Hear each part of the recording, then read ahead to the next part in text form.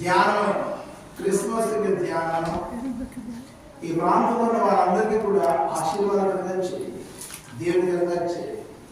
ఈ ప్రాంతంలో ఎంతమంది ఆయా సమస్యలతో సతమతమవుతున్నారో కాబట్టి యేసుక్రీస్తు వారి నామంలో వారి సమస్యలన్నింటిలో నుండి వారికి పరిష్కారం చేయండి. ఈ ప్రాంతంలో ఎంతమంది అనారోగ్యంతో బాధపడుతున్నారో అలాంటి వారందరికీ కూడా కాబట్టి యేసుక్రీస్తు వారి నామంలో స్వస్థత అనుగ్రహించాలి. ఈ ప్రాంతంలో ఎంతమంది రక్షణ లేకుండా ఉన్నారో వారికి ప్రభువైన యేసుక్రీస్తు వారి నామంలో గొప్ప రక్షణ అనుగ్రహించాలి. దేవా, ఈ ప్రాంతంలో ఎంతమంది తమ సొంత జీవితాల్లో కుటుంబాల్లో నెమ్మది సంతోషం లేకుండా ఉంటున్నారు దేవా, అలాంటి వారందరికీ సాయంకాలం క్రిస్మస్ ధ్యానం ద్వారా గొప్ప సంతోషాన్ని కలిగించే మహిమ పొందండి. దయచూపించి కోరుకుంటున్నాం. మహిమ ఘనత ప్రభావానికి చెల్లిస్తున్నాం. సాయంకాలం పాటల ద్వారానేమి వాక్య ధ్యానం ద్వారానే చేయబడుతున్న ఈ పరిచర్య అనేకులకు దీవెనకరంగా చేసిన మహిమ పొందమని ఈ ఇంటి వారికి కావాల్సినటువంటి మీరు ఉపదేశించి యెహోవా సమానస్ కోసం ప్రార్థన చేస్తున్నాము. వారిని వారి కుటుంబాలను కలిగించి దేవా దీవించు వేడుకొచ్చు. ఘనత మహిమ ప్రభావానికి ఆరోపించుకోవచ్చు. మా ప్రభువు మా సొంత రక్షకుడు యేసుక్రీస్తు వారి శ్రేష్టమైన నామములో మీకు వినయంగా స్తుతించి ప్రార్థిస్తున్నాము తండ్రి. ఆమేన్. రజనా ఆంటీ వాళ్ళు తెస్తున్నారు. రజనా ఆంటీ వాళ్ళు తెస్తున్నారు. స్టాండ్ తెచ్చాడు కదా మాట చెప్తానా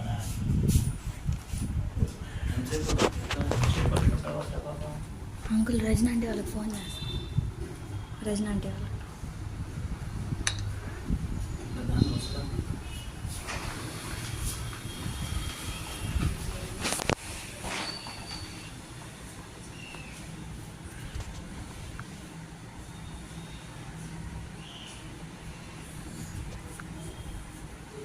నమ్మినంటే సర్వైవల్లోకి వస్తారు.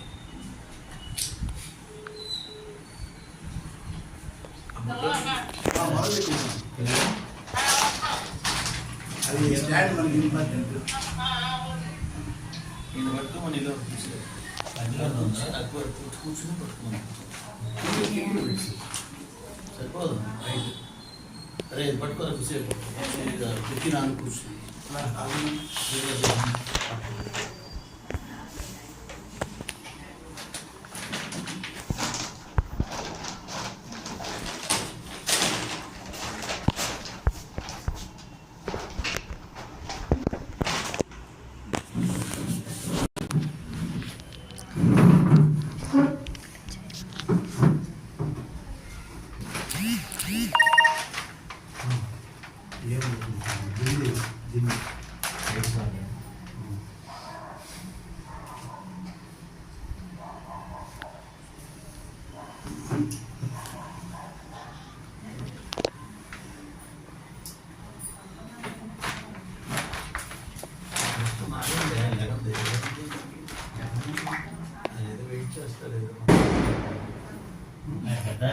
చూస్తున్నాను నేనా నన్ను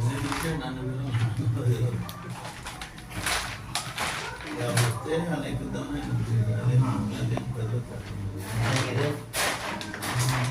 లౌకిక జ్ఞానం ఉపయోగిస్తారు. లౌకిక జ్ఞానంలో తేలిపోతాను. అసమానంగా ఉపయోగిస్తూ మొదటి ఆలోచన బాత్రూమ్ నడుపులో చెప్పేది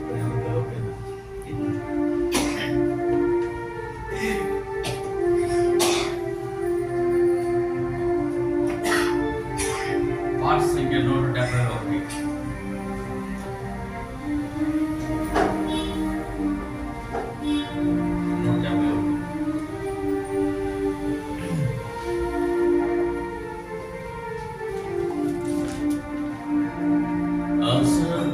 అసమానుండగు క్రీస్తు అద్వితీయుండగు దేవా అల్ఫాయు ఓమేగా అల్ఫాయు ఓమేగా నీవే ప్రభువా నీవే ప్రభువా ఇహ పరములలో నీ జన్మ ఆనందము కలిగించే ఇహ పరములలో నీ జన్మ ఆనందము కలిగించే అభయమునిచ్చి మాకు భయభీతిని బాపితివి అభయమునిచ్చి మాకు భయభీతిని బాపితివి భయభీతిని బాపితివి అసమానుండకు క్రీస్తు అద్వితీయుండకు దేవా అల్ఫాయు ఓమేగా అల్ఫాయు ఓమేగా నీవే ప్రభువా నీవే ప్రభువా నీ జీవిత వాక్కులన్నీ సజీవము జనులందరికీ నీ జీవిత వాక్కులన్నీ సజీవము జనులందరికీ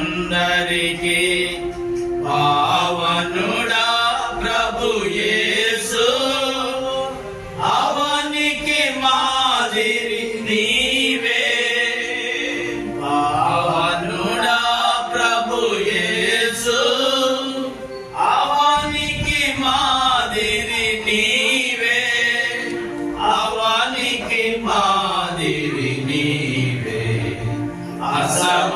అసమానుండగు క్రీస్తు అద్వితీయుండగు దేవా అల్ఫాయు ఓమేగా అల్ఫాయు ఓమేగా నీవే ప్రభువా నీవే ప్రభువా మరణము గెలిచిన మా ప్రభువా పరమా దేవుడవు నీవే మరణము గెలిచిన మా ప్రభువా పరమా దేవుడవు నీవే సాతానును ఓడించి నీతిగా మమ్ము తీర్చితివి సాతానును ఓడించి నీతిగా మమ్ము తీర్చితివి నీతిగా మమ్ము తీర్చితివి అసమానుండగు క్రీస్తు అద్వితీయుండగు దేవా అల్ఫాయు ఓమేగా అల్ఫాయు ఓమేగా నీవే ప్రభువా నీవే ప్రభువా పాప శపముల పాపితివే చూపితివే పరమాదారి పాప శపముల పాపితివే చూపితివే పరమాదారి సఖీ గలవో ప్రభువా నీకే మా స్తోత్రములు సఖీ గలవో ప్రభువా నీకే మా స్తోత్రములు నీకే మా స్తోత్రములు అసమాను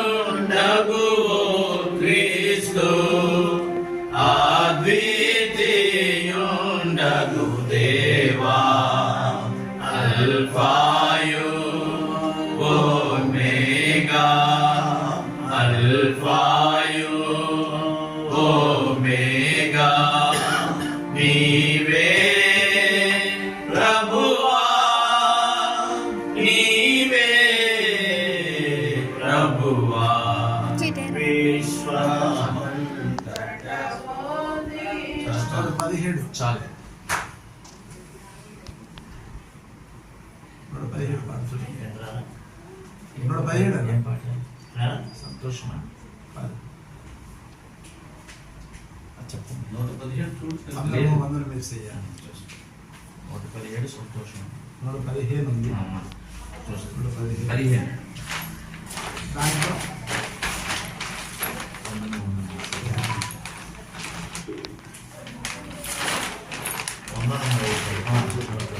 నాలుగు చిన్న ఫస్ట్ ఫ్లోర్ 4 పాట సంఖ్య 115.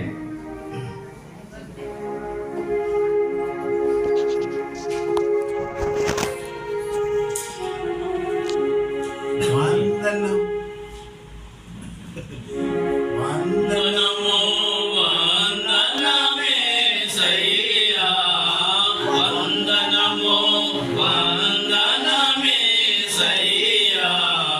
అందుకొనుము మా దేవా మాలు వందనమందుకొనుమయా వందనము వందనమేసయ్యా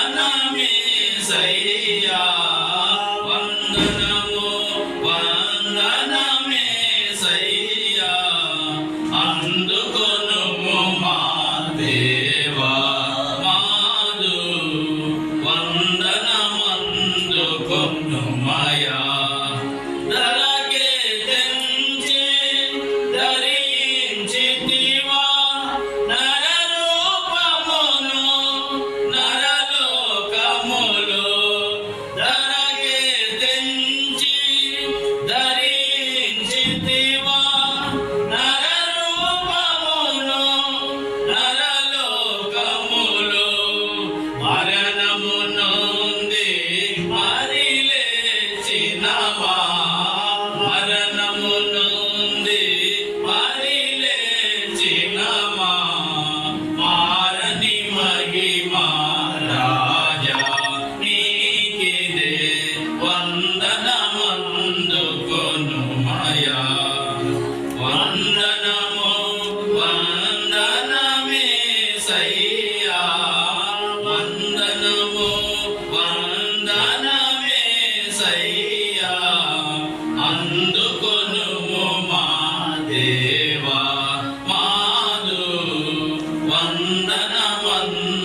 వందనమందుకొనుమయా పాపిని చూచి ప్రేమను చూపి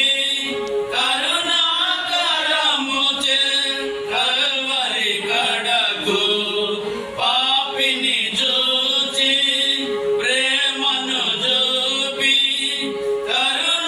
కరుణాకరముచే కల్వరి కడకు నడిపించి కడు ప్రేమతో కడిగి నడిపించి కడు ప్రేమతో కడిగి కన్నీటిని తుడిచిన నీ ప్రేమకు సాటియలేదిలలోనా వందనము వందనమేసయ్యా వందనము వందనమేసయ్యా అందుకొనుము మా దేవా మాలు వందనమందుకొనుమయా ఉదయించితివా నన్ను ధరింప ధరించితివా దారుణ మరణము ఉదయించితివా నన్ను ధరింప ధరించితివా దారుణ మరణము దయతలచి దారిద్రుని పిలచి దయతలచి దారిద్రుని పిలచి దారిని చూపిన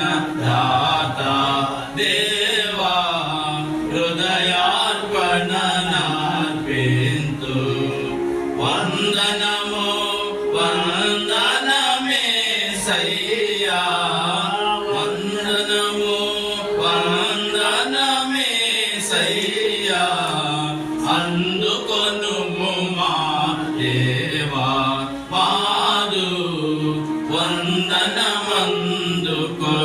మాయా ఆనాదుండను నానాదుండ అండవై నాకు వండగనుండు ఆనాదుండను నానాదుండ అండవై నాకు వండగనుండు అందుడనేను నాడెందమునా అందుడనేను నాడెందమునా నుండి నడిపించు ఇస్తుండా స్తుతి పాత్రుండ స్తుతించు వందనము వందనమే సయ్యా వందనము వందనమే సయ్యా అందుకొనుము మా దేవా మాదు వందనమందుకొను మాయా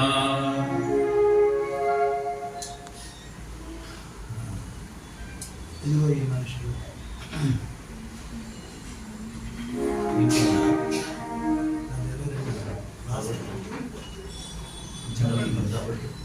మైక్లో చెప్తే నీ ప్లేయర్ ఉంటా పాట సంఖ్య 22 కొత్త పాటల పుస్తకంలో పాట సంఖ్య చివర నాలుగేనా 22 నాలుగేనా 4 ఐదు ఉన్నాయి పాటిస్తాయి అంటే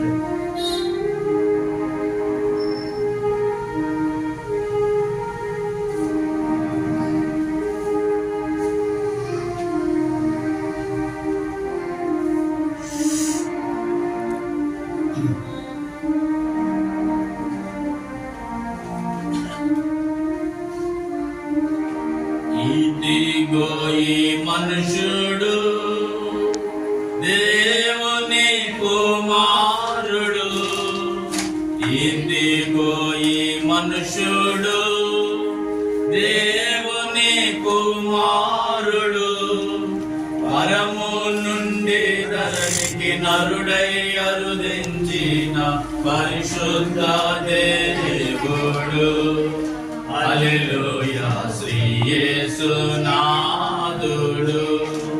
పరిశుద్ధ దేవుడు హల్లెలూయా శ్రీ యేసునాథుడు ఆద్యంతరహితుడు అల్ఫా ఓమెగా తానే ఆద్యంతరహితుడు అల్ఫా ఓమెగా తానే ఆది సంభూతుడు అసమానుండైన క్రీస్తు ఆది సంభూతుడు అసమానుండైన క్రీస్తు సర్వలోకమునకై గొర్రె పిల్లగ బలి మృతుల నుండి లేచిన సజీవుడు సర్వలోకమునకై గొర్రె పిల్లగ బలి మృతుల నుండి లేచిన సజీవుడు ఇదిగో ఈ మనుషుడు దేవుని కుమారుడు ఇదిగో ఈ మనుషుడు దేవుని కుమారుడు పరము నుండి ధరణికి నరుడై అరుదించిన పరిశుద్ధ దేవుడు హల్లెలూయా శ్రీ యేసునాథుడు పరిశుద్ధ దేవుడు హల్లెలూయా శ్రీ యేసునాథుడు భూమ్యాకాశముల కర్త భూజనుల రక్షణ రక్షణకర్త భూమి ఆకాశముల కర్త భూజనుల రక్షణకర్త సర్వ సృష్టికర్త సమాధానకర్త సర్వ సృష్టికర్త సమాధానకర్త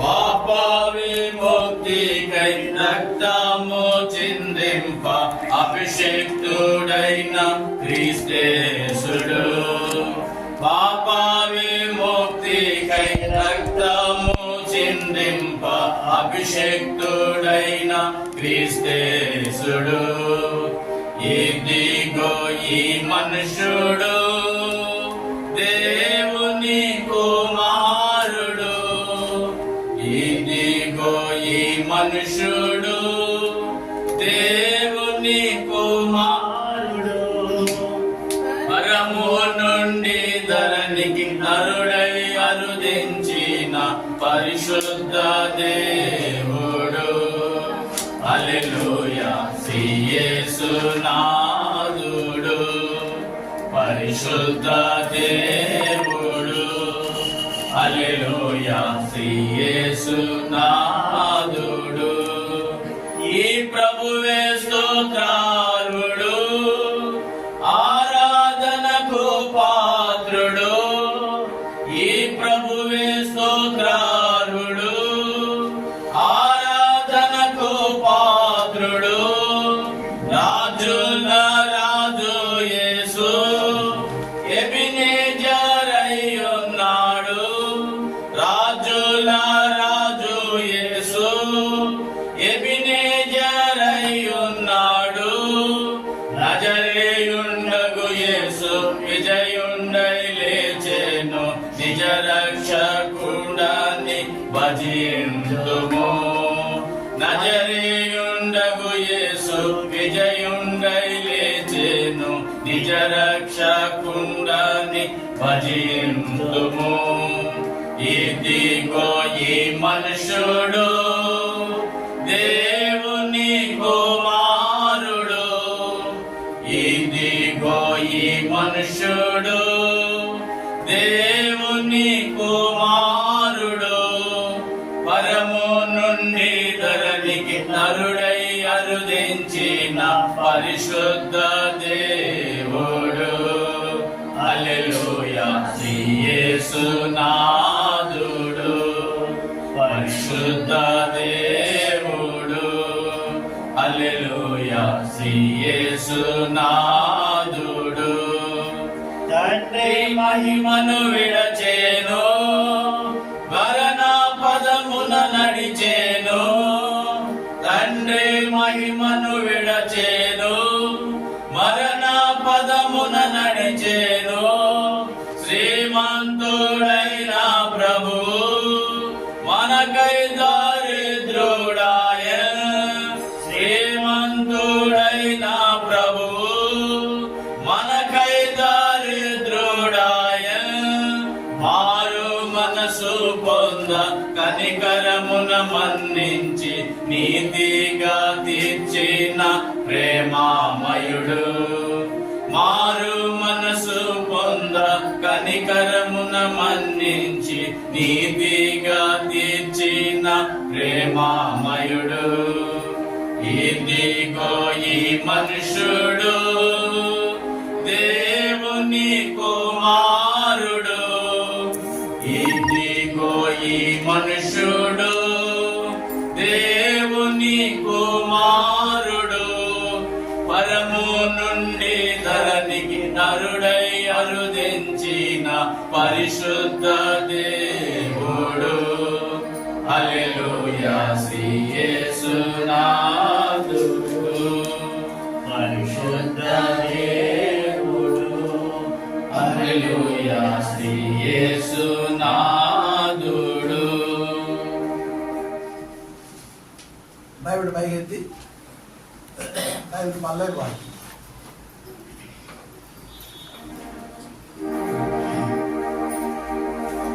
భలే మాట బంగారు మాట బైబిలు మాట యేసు మాట భలే భలే మాట బంగారు మాట బైబిలు మాట యేసు మాట నా జీవితాన నీ జీవితాన మరువాని మాట యేసు మాట నా జీవితాన నీ జీవితాన మరువాని మాట యేసు మాట భలే భలే మాట బంగారు మాట బైబిలు మాట యేసు మాట భలే భలే మాట బంగారు మాట బైబిలు మాట యేసు మాట.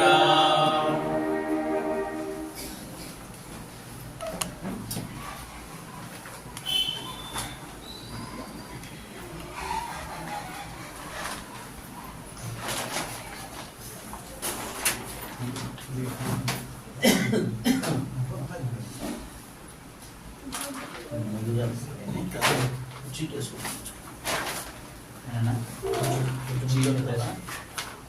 ప్రార్థన చేసుకొని దొరుకుతావా? దేవునికి వాక్యం మనం ఆ కుర్చీలు పడేసాను. ధ్యానం చేసుకుందాం.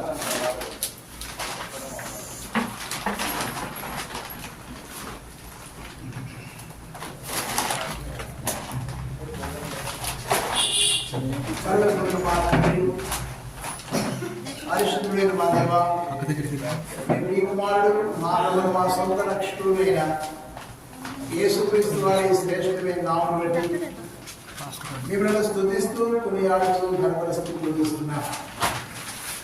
ఈ సాయంకాలం టెక్సస్ వాళ్ళ ఇంటిని శ్రీరామ గారిని ఆధారం చేసుకొని యేసుక్రీస్తు వారు పుట్టినటువంటి క్రిస్మస్ పండుగ గురించి కాస్త ధ్యానం చేసుకున్నట్లో దానికి సర్వసత్యాన్ని అనేకులు తెలియపరచుతో ప్రభావ మీ ఇప్పుడు మాకు సాగుగా అనుగ్రహించాలి. ఈ సమయంలో మా వీడు రాజుని మేము కనుగరించి బలపరిచి వాడుకొని మహించుకోవాలి. మీ అభిషేకం దయచేయండి, మీ కృప చూపించండి, మీ వాక్యము వర్తమానం తెచ్చి ప్రభావ వేడుకలకి జ్ఞాపకం చేస్తారు. ఈ ప్రాంతంలో ఉన్న ప్రజలకు ఏ మాటలు అవసరమో ఆ దైవికమైన మాటలు మీరే విడుదల చేసి మహించుకోవాలి. ప్రభావం చూపించి మహిమా ఘనత ప్రభావం చెందిస్తున్నాం. అదే సమయంలో మాకు నాయకుల ప్రజల కొరకు విజయం గారి కోసం ప్రార్థన చేస్తున్నాము.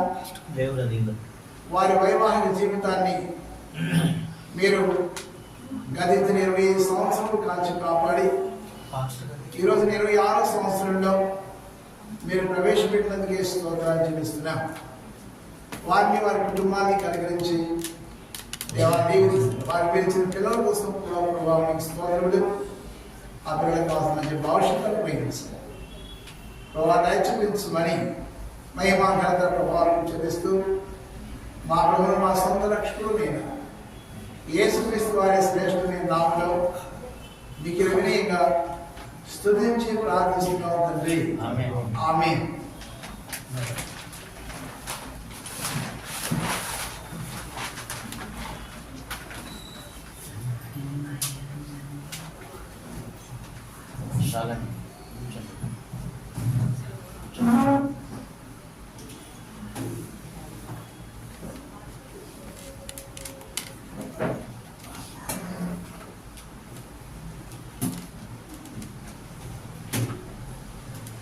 ప్రభువైన యేసుక్రీస్తు వారి శ్రేష్టమైన అమూల్యమైన ఉన్నతమైన నామంలో ఈ శబ్దయంత్రం ద్వారా ఈ ఒక దేవుని వాక్యాన్ని వినే, అలాగే స్థానికముగా సింగమ్మ గారు తన మనమరాలు పెర్సిస్, అలాగే ఈ దినాన 25 సంవత్సరాల వైవాహిక జీవితాన్ని పూర్తి చేసుకుని 26వ సంవత్సరంలో కలిగి చెప్తున్న మా ప్రియులు నాగేశ్వర వర్ణను బట్టి, అక్కను బట్టి వారికి ఇచ్చిన ఇద్దరు బిడ్డలను బట్టి దేవుని నామానికి మహిమ కలిగినట్టుగా దేవునికి కృతజ్ఞతాస్తుతులు చెల్లిస్తూ ఇంతవరకు దేవుని యొక్క అమూల్యమైన అద్భుతమైన నామాన్ని పాటల ద్వారా ఇక్కడ చేరిన మీ అందరికీ వినిపించడానికి కృపణించినందుకే వందనాలు చెల్లిస్తున్నాం. ప్రియమైన ఈ ఇంటికి చుట్టుపక్కల ఉన్న ప్రియమైన బిడ్డలారా, కొద్ది సమయం మీ గమనాల్ని ఈ శబ్దయంత్రం ద్వారా మీ యొక్క దృష్టిని కేంద్రీకరించాలని, మీ మనసును కూడా కేంద్రీకరించాలని ప్రేమపూర్వకంగా మనవి చేస్తున్నాం. ఈ డిసెంబర్ మాసం 25వ తారీఖు అనగానే డిసెంబర్ మాసము రాకముందే నవంబర్ 25వ తారీఖు నుండే జనాల్లోకి ఒక విధమైన సందేశం వస్తుంది. అది క్రిస్మస్ యొక్క శుభవర్తమానంగా, శుభ సందేశముగా ఈ లోక రక్షకుడు యేసుక్రీస్తు నామములో 2024 సంవత్సరములకు పూర్వమే ఈ లోకానికి అందించడం ద్వారా ఈ లోకంలో ఉన్న దేవుని బిడ్డలైన వారు, ఈ లోకంలో దేవుని రక్తం చేత కడగబడిన వారు, క్రైస్తవులు అనేవాడు వారు క్రిస్మస్ను శుభ సందేశంగా, క్రిస్మస్ను యేసు ప్రభువున్న దినముగా ఆచరిస్తూ ఆనంద సంతోషములు పొందుతూ ఉంటారు. మంచిదే. క్రిస్మస్ అనేది ఈ లోక సంబంధమైన భౌతికమైన ఆనందం ఇచ్చేది కాకుండా, క్రిస్మస్ అనగా ఆనందము, క్రిస్మస్ అనగా వెలుగు, క్రిస్మస్ అనగా సంతోషము, క్రిస్మస్ అనగా ఈ యొక్క లోక సంబంధమైన హర్షాతిరేకములతో కలిగి ఉన్నదని మనం ఎదుగుతాం. కానీ ఈ క్రిస్మస్ యొక్క ముఖ్య ఉద్దేశము, ఈ క్రిస్మస్ యొక్క ముఖ్య మూల సారాంశం ఏమిటంటే, ఈ లోకంలో పాపముల చేత, అపరాధముల చేత పడి చెడిపోయిన మానవుణ్ణి ఈ లోక రక్షకుడైన యేసుక్రీస్తు వారు మన స్థితిగతులన్నీ చూచిన వాడై మానవుని పాపం నుండి, శాపం నుండి విమోచించిన కొరకై పావనుడైన దేవుడు, పవిత్రుడైన దేవుడు, పరమపూజ్యుడైన దేవుడు ఈ లోకానికి తను తానే తగ్గించుకొని రిక్తుడుగా చేసుకుని మానవాకారంలో మహిమాస్వరూపుడైన దేవుడు తన మహిమను విడిచి మానవాకారంలో ఈ లోకానికి వచ్చిన దినం. ఆ దేవదేవుడు ఈ లోకానికి రాకుంటే ఈ లోకంలో ఉన్న మానవులమైన మనకు, పాపులమైన మనకు, మన పాపములకు ప్రాయశ్చిత్తం లేదు. మన పాపముల నుండి మనం విమోచింపబడి మన హృదయాంతరంగంలో సంతోష సమాధానం లేని మనకు, దిగులు చింతతో ఉన్న మనకు దేవుడు పుట్టుట ద్వారా, ఆయనందు విశ్వాసం ఉంచుట ద్వారా, ఆయన ఆశ్రయించుట ద్వారా, ఆయన రక్తం చేత కడగబట్టు ద్వారా మానవునికి నిజమైన సంతోషము, చెప్పన సత్యము, మహిమాయుక్తమైన సంతోషము దేవుడు ఇచ్చిన వాడుగా ఉన్నాడు. ఈ లోకంలో మానవునికి ఆస్తి ద్వారా, బిడ్డల ద్వారా, ఈ లోక సంబంధమైన సంపద ద్వారా, ఈ లోక సంబంధమైన తన ఉన్నతమైన స్థితిగతుల ద్వారా మానవునికి సంతోషం వస్తాయి. కానీ అవి క్షణకాలమే ఉంటాయి. కానీ మానవునికి నిత్య శాంతిని, నిత్య సంతోషాన్ని, సమాధానం ఇచ్చేది దేవుని యొక్క ప్రేమ. దేవుని యొక్క ప్రేమ చేత మానవుడు విమోచింపబడి పాపము నుండి, శాపము నుండి, అంధకార సంబంధమైన లోకనాథుని అధికారం నుండి మానవుడు విడిపించబడ్డ ద్వారా మాత్రమే మానవ జీవితానికి శాంతి, సమాధానం ఉంటుంది, సౌభ్రాతృత్వం ఉంటుంది, సౌఖ్యం ఉంటుంది. నిన్నటి దినాన్ని మనం చూస్తే ప్రపంచ ప్రఖ్యాతి కాంచిన జాకిర్ హుసేన్ అనే తబలా ఆర్టిస్ట్ ఈ లోకంలో ఎంతో 4 అవార్డులు పొందాడు, అనేకమైన గ్రామీణ అవార్డులు పొందాడు. కానీ తన జీవితంలో ఈ లోకంలో ఉన్నంత కాలం శాంతి, సంతోషములు లేక ఈ లోక సంబంధమైన ఆనందంతో, ఈ లోక సంబంధమైన ధనముతో, ఈ లోక సంబంధమైన పేరు ప్రఖ్యాతులతో ఎంతో తొలుకున్నాడు. కానీ తన చివరి దినాల్లో తను కూడా మరణం అంటే భయమై, తన సంపద, తన పేరు ప్రఖ్యాతులు తనను రక్షించలేక అశాంతితో అలమటిస్తూ ఆ యొక్క చివరి మరణశయ్యలో వెంటిలేటర్ మీద కేవలం తన సుధిశ్వాసను భారభరితంగా గడుపుతూ ఆ వెంటిలేటర్ స్విచ్ను ఆఫ్ చేయగానే తను చనిపోయినాడు. తనిచ్చే స్టేట్మెంట్ ఏమిటంటే, ఈ లోకమంతా సంపాదించుకున్నాడు, ఈ లోకంలో ఉన్న పేరు ప్రఖ్యాతులు, ఈ లోక సంబంధమైన ధనము, బిడ్డలు, సౌఖ్యము ఈ లోకంలోనే కాకుండా, ఈ దేశంలోనే కాకుండా సర్వ లోకానికి, అంటే తను తెలియని దేశం లేని పరిస్థితిలో బ్రతికినాడు. అలాంటి వ్యక్తి చివరికి తన యొక్క పతనావస్థను బట్టి తన చివరి పడకలో బాధతో, అశాంతితో చనిపోయినాడు. అలాగే లోకంలో అనేకులు, లతా మంగేష్కర్ కావచ్చు, పాప్ సింగర్ కావచ్చు, ఎవరైనా కావచ్చు, వారందరికీ చివరికి ఇచ్చిన స్టేట్మెంట్ ఏమిటంటే, అయ్యో అయ్యో బాలసుబ్రహ్మణ్యం. వీళ్ళందరూ కూడా అయ్యో అయ్యో అయ్యో అయ్యో అని అలమటిస్తూనే పోయారు. కారణం, మానవుడి జీవితంలో భయము, మరణ భయము మానవుని వెంటాడేదిగా ఉంటుంది. మానవుని జీవితంలో పాప భయం వెంటాడేదిగా ఉంటుంది. మానవుని జీవితంలో ఈ లోక సంబంధమైన ఈతి బాధలు మానవుని వెంటాడేగా ఉంటాయి. ఈ లోకంలో ఎన్నో రకాలుగా సుఖశాంతులుగా ఉన్న ప్రతి వారిని అడిగితే, నాకు నిద్ర పట్టట్లేదు, నాకు ఈ సంపద వల్ల సౌఖ్యం లేదని చెప్పి టాటా బిర్లా కూడా అలాగే. కారణం ఏంటంటే, మానవునికి అందరికీ తెలిసిన మాటే, చనిపోతే ఏమవుతాం, చనిపోతే ఎక్కడికి వెళ్తాం, చనిపోతే మన పరిస్థితులు ఏమిటి అని మానవుడికి తెలుసు. చనిపోయిన తర్వాత కూడా జీవితం ఉంటుందని, ఆ జీవితము ఈ లోకంలో పుణ్యముగా బ్రతికితే, పుణ్యకార్యాలు చేసి బ్రతికితే పరలోకం వస్తుందని, మోక్షం వస్తుందని మానవుడు అనుకుంటాడు. కానీ మానవుని యొక్క నీతి కార్యాలు, మానవుని యొక్క దాన ధర్మాలు పరలోకానికి ప్రాప్తం కావు. కారణం ఏమిటంటే, పాపి అయిన మానవుడు పావనుడైన దేవుని కలిసిపోకపోతే, పావుని యొక్క దేవుని యొక్క సాన్నిధ్యంలో క్షమాపణ పొందకపోతే, పాపముల నుండి విమోచింపబడకపోతే మానవునికి శాంతి, సమాధానం లేవు. చనిపోయిన తర్వాత కూడా నరక ప్రాప్తిలో పడతాడు. ప్రియమైన సహోదరి, సహోదరా, ఇలాంటి అశాంతిలో, అసమాధానంలో ఉన్న మానవుని పాపం నుండి, శాపం నుండి, మరణం నుండి, నరకం నుండి, పాతాళం నుండి తప్పించుట కొరకై ఈ లోకానికి పురాతన కాలం నుండి శాశ్వత కాలం వరకు ప్రత్యక్షమవుతున్న దేవుడు మానవుని ప్రేమించి 2024 సంవత్సరంలకు పూర్వమే యేసు క్రీస్తు అనే నామంలో ఈ లోకానికి రక్షకుడుగా, జగద్రక్షకుడుగా, పాపుల రక్షకుడుగా, పాపులను ప్రేమించిన వాడిగా, నశించిపోతున్న ఆత్మల ఎడల పట్టింపు కలిగిన వాడై ఈ లోకానికి వచ్చి, ఈ లోకంలో ఉద్భవించడం ద్వారా ఈ సర్వమానవాడి, సకల చరాచర సృష్టి ఆయన పుట్టుట ద్వారా ఆనందించిందట. పరలోక సైన్య సమూహం కూడా ఆయన ఆరాధించిందట.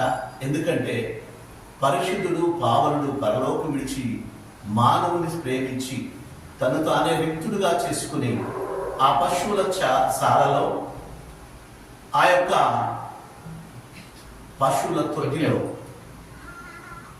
ఆయన నిరాకారుడై, ఆయన గురించి పరిశుద్ధ గ్రంథంలో ఏమని రాసిందంటే, పాదముల మట్టుకు దిగుతున్న అంగీకరిగిన దేవుడు తన వస్త్రమును విడిచి మానవుని కొడుకై పొత్తి గుడ్డలతో చుట్టబడి కంపు కొట్టే ఆ యొక్క పశువుల తొట్టులోకి వేంచేసిన వాడుగా, ఉద్భవించిన వాడుగా, పరుండిన వాడుగా, పవనించిన వాడుగా మనం చూడగలుగుతున్నాం. కారణం ఏమిటంటే, వీటన్నిటికీ క్రిస్మస్ కారణం ఏమిటంటే, తన ప్రజలను వారి పాపముల నుండి విడిపించి వారికి నిత్య జీవం ఇవ్వట కొరకై, వారిని తనతో అనుసంధానం చేసుకుని, తనలో ఐక్యపరచుకుని ఆ పరలోక రాజ్యం ఇచ్చుట కొరకై ఈ లోకానికి వచ్చిన దేవుడు యేసు ప్రభువు. అంతేకాదు, ఈ లోకానికి ఉన్న అసమానతలతో, నానా రకములైన దుర్వ్యసనాలతో బానిసై పడిచెడిన వాడై, పాపమును బట్టి, శాపమును బట్టి వెలివేయబడిన వాడై, దేవుని దగ్గరికి రాలేని మానవుణ్ణి ఆ ప్రేమామయుడైన దేవుడు, పరిశుద్ధుడైన దేవుడు, పావుండైన దేవుడు తన 2 చేతులు చాసి ఏ రీతిగా వారిని ఆహ్వానిస్తున్నాడు. ఎలాగంటే, ప్రయాసపడి భారం మోయుచున్న సమస్తమైన వాళ్ళారా నా యొద్దకు రండి. మానవ జీవితంలో ప్రయాసపడే వారి యొక్క ప్రయాస చూసి మనము ఆనందిస్తాము, సంతోషిస్తాము. కానీ వారి ప్రయాసలో మనము మమేకమవ్వం. వారి ప్రయాస తీర్చడానికి ఇష్టపడం కూడా. అంటే మానవుని నైతికమైన జ్ఞానము, మానవుని యొక్క బుద్ధిహీనమైన మనస్సు ఎదుటి వాడి ప్రయాసను తనకు నవ్వుకోలుగా, తనకు ఆనందమిచ్చేదిగా మానవుడు సంతోషిస్తాడు. కానీ మానవుని యొక్క దుర్భరమైన స్థితిని చూసిన దేవుడు మానవుని ప్రేమించి ఆ దుర్భరమైన స్థితిలో, దౌర్భాగ్యమైన స్థితిలో, తన చేతగాని పరిస్థితుల మధ్యలో నిస్సహాయ స్థితిలో ఉన్న మానవుణ్ణి ప్రేమించిన వాడై, అంకును చేర్చుకుంటే కొరకై ప్రాణమిచ్చి రక్తమిచ్చి నన్ను విమోచించిన దేవుడు. ఇదే క్రిస్మస్ యొక్క శుభవర్తమానం. ఈ రాత్రికాల సమయంలో పరిశుద్ధ గ్రంథమైన బైబిల్లోంచి మనం కొన్ని లేఖనాలు చూసుకుంటే రండి. యోహాను సువార్త 1వ అధ్యాయము 14వ వచనం. యోహాను సువార్త ఆ వాక్యము శరీరధారి అయి కృపా సత్య సంపూర్ణుడుగా మన మధ్య నివసించను. ఎవరంట? ఆ వాక్యమే కృపా సత్య సంపూర్ణుడుగా మన మధ్యలో నివసించిన వాడు. ఈ సంపూర్ణ ఎవరంటే ప్రభువైన యేసుక్రీస్తు వారు. ఆయన సంపూర్ణైన దేవుడు. పరిశుద్ధ గ్రంథం బైబిల్లో మనం చూస్తే కొలసీలకు రాసిన పత్రిక 3వ అధ్యాయం 9వ వచనంలో ఒక మాట ఉన్నది చూడండి. కొలసీలకు రాసిన పత్రిక 2:9. కొలసీ ఏలయనగా దేవత్వము యొక్క సర్వ పరిపూర్ణత శరీరముగా క్రీస్తునందు దేవత్వము యొక్క సర్వ పరిపూర్ణత ప్రభువైన యేసుక్రీస్తు వారిలో నివసిస్తున్నది. అంటే ఈయన దైవత్వము కలిగిన దేవుడై ఈ లోకానికి వచ్చిన వాడు అని మనం ఎరగవలసిన వారిగా ఉన్నాం. అంతే కదండి. రోమా పత్రిక 1వ అధ్యాయం 7వ వచనంలో మనం చూస్తే, రోమీయులకు రాసిన పత్రిక 1వ అధ్యాయం 7వ వచనం, దేవుని సువార్త నిమిత్తము ప్రత్యేకింపబడిన వాడనైనా రోమాలో ఉన్న దేవుని ప్రియులందరికీ అనగా పరిశుద్ధులుగా ఉండుటకు పిలువబడిన వారికి శుభమని చెప్పి రాయనది మన తండ్రి అయిన దేవుని నుండి ప్రభువైన యేసుక్రీస్తు నుండి కృపా సమాధానములు మీకు కలుగును గాక. దేవుడు తన కుమారుడను మన ప్రభువైన యేసుక్రీస్తు విషయమై ఆ సువార్తను పరిశుద్ధ లేఖనము యందు తన ప్రవక్తల ద్వారా ముద్దాగా వాగ్దానం చేసెను. యేసుక్రీస్తు శరీరమును బట్టి చాలా ఈయనంట యేసుక్రీస్తు శరీరమును బట్టి దావీదు సంతానముగా, అంటే మానవుడుగా మొట్టమొదటిగా దైవ పరిపూర్ణత సంపూర్ణముగా ప్రభువైన యేసుక్రీస్తు వారిలో నిక్షిప్తమైందని, ఆయన దేవుని స్వరూపమని, ఆయన దేవుడని పరిశుద్ధ గ్రంథం బైబిల్ రుజువుపరుస్తుంది. రెండవదిగా ఆయన సంపూర్ణమైన మానవుడని, దావీదు వలె ఈ లోకంలో రక్తమాంసములు పొందించుకున్న కుమారుడుగా ఉన్నాడని మనం ఎరగవలసిన వారిగా ఉన్నాం. అదే అధ్యాయాన్ని మనం మళ్ళా కంటిన్యూ చదివితే, మృతులలో నుండి పునరుద్ధానుడైనందున పరిశుద్ధమైన ఆత్మను బట్టి దేవుని కుమారుడుగాను ప్రభువైన యేసుక్రీస్తుగాను ఈ లోకంలోకి ప్రత్యక్షమవుతూ వచ్చిన వాడు. అంటే సర్వ సంపూర్ణైన దేవుడు, దేవుని యొక్క సంపూర్ణతను బట్టి, దైవత్వమును బట్టి దేవుడిగా ప్రత్యక్షమవుతూ వచ్చిన వాడు ఉన్నాడు. రెండోదిగా దావీదు సంతానంగా, దావీదు వలె ఈ లోకంలో మనుషుడిగా పుట్టిన వాడిగా ఉన్నాడు. మూడవదిగా దేవుని కుమారుడుగా క్రీస్తు యేసు నామములో ఈ లోకంలోకి ఉద్భవించి పాపులను రక్షించిన కొరకై ఈ లోకానికి వచ్చిన దేవుడుగా ఉన్నాడని మనం ఎరగాలి. ప్రియ సహోదరి సహోదరుడా, రాత్రికాల సమయంలో యేసు ప్రభుని గురించి నీవేమనుకుంటున్నావు? ఆయన సర్వ సంపూర్ణత కలిగిన దైవత్వముతో నిండిన వాడని వెలుగు. రెండవదిగా దావీదు సంతానమును బట్టి ఈ లోకానికి కుమారుడుగా ఆయన ప్రత్యక్షమవుట ద్వారా నరుడుగా ఈ లోకంలో జన్మించిన వాడని వెలుగు.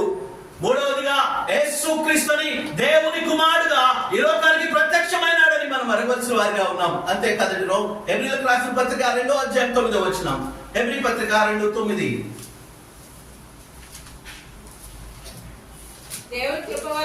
దేవుని కృప వలన ఆయన ప్రతి మనుషుని కొరకు మరణం అనుభవించినట్లు ప్రతి మానవుని కొరకై మరణించుట కొరకై దేవుని కృప వలన ప్రతి మానవుడైన పాపిని కొరకై చనిపోవుట కొరకై ఈ లోకానికి వచ్చిన రక్షకుడు యేసుక్రీస్తు వారు. అంతేకాదండి. 7వ అధ్యాయం 25వ వచనం చూస్తే హెబ్రీ పత్రిక 7:25. ఈయన తన ద్వారా దేవుని యొద్దకు వచ్చి వారి పక్షమున విజ్ఞాపన చేయుటకు నిరంతరము జీవిస్తున్న రక్షకుడు. ఎవరైతే యేసుక్రీస్తు నామములో దేవుని దగ్గరికి వస్తారో వారందరి విషయమై విజ్ఞాపన చేసేవాడుగా, దేవుని యొక్క లాయర్ గా, దేవుని యొక్క నీకు నాకు పక్షముగా దేవునితో నిరంతరం విజ్ఞాపన చేస్తూ ఆయన మాత్రమే ఈ లోకంలోకి వచ్చిన సర్వ పరిపూర్ణత కలిగిన దేవుడు. ఈ రాత్రికాల సమయంలో ఈ శబ్దయంత్రం ద్వారా వింటున్న నీవు యేసుక్రీస్తు అంటే ఆయన సర్వ పరిపూర్ణైన దేవుడు. యేసుక్రీస్తు అంటే సర్వ పరిపూర్ణైన మానవుడు. యేసుక్రీస్తు అంటే సర్వ పరిపూర్ణత కలిగిన దేవుని కుమారుడు. యేసుక్రీస్తు అంటే పాపుల రక్షకుడు. యేసుక్రీస్తు అంటే నీ కొరకై నా కొరకై తండ్రి దగ్గర నిరంతరము విజ్ఞాపన చేస్తున్న రక్షకుడైన దేవుడు.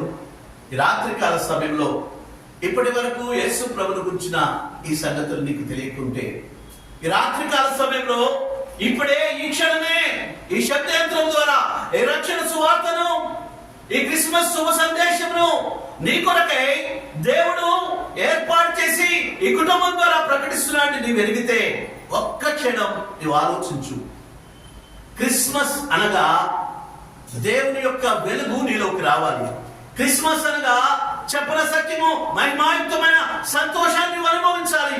క్రిస్మస్ అనగా ఆ లోక రక్షకుడు లోకములోనే జన్మించడం కాకుండా పాపమంకిలమై అంధకార సంబంధమైన లోకరాజుని అధికారంలో ఉన్న నీ హృదయంలో కూడా ప్రవేశిస్తేనే అది నిజమైన క్రిస్మస్.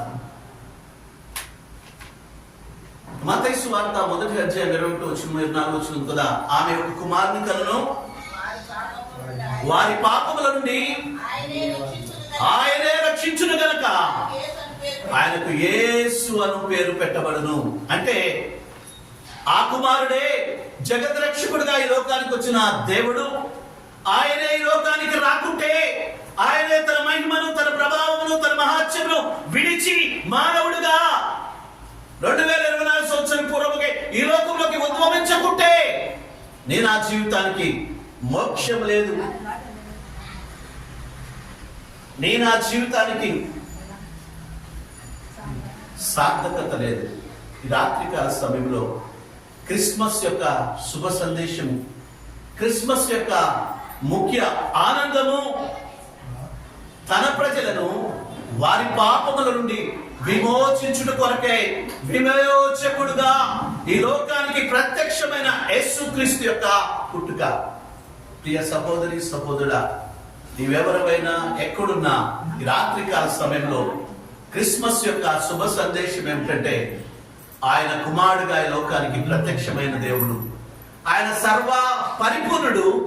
ఆయన సర్వ పరిపూర్ణత కలిగిన దేవుడు. ఆయన సర్వ పరిపూర్ణత కలిగిన మానవుడు. ఆయన సర్వ పరిపూర్ణత కలిగిన దేవుని కుమారుడు. ఆయన సర్వ పరిపూర్ణత కలిగిన పాపమును క్షమించుటకు ఈ లోకానికి వచ్చిన పాపుల రక్షకుడు.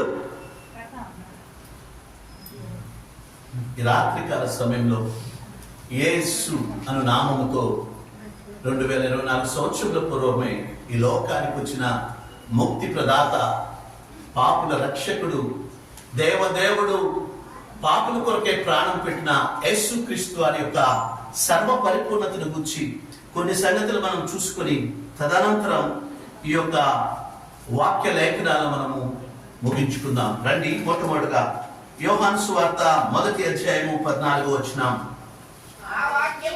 ఆ వాక్యము శరీరధారి అయి కృపా సత్య సంపూర్ణుగా మన మధ్య నివసించెను. ఏ వాక్యము? యేసుక్రీస్తు అనే వాక్యము. యేసుక్రీస్తు అనే సర్వ పరిపూర్ణత కలిగిన దేవుడు కృపా సత్య సంపూర్ణుగా మన మధ్యలో పుట్టినాడు, నివసించినాడు, జన్మించినాడు.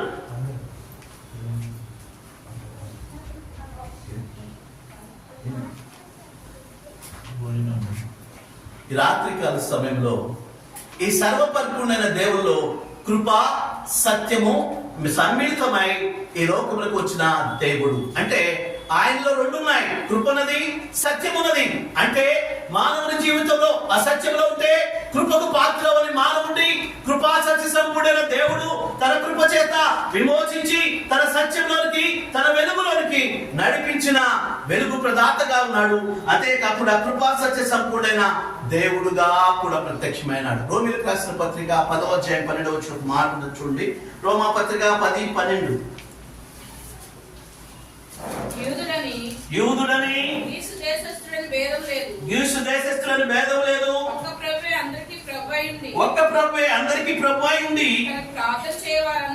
తన ప్రార్థన చేయ వారందరి ఎడల కృప చూపుటకు ఐశ్వర్యవంతుడై ఈ సర్వ పరిపూర్ణత కలిగిన దేవుడు ఈ లోకంలో ఎవరికైనా సరే తన కృపను చూపుటకు ఐశ్వర్య ప్రదాత అయిన దేవుడుగా ఉన్నాడు.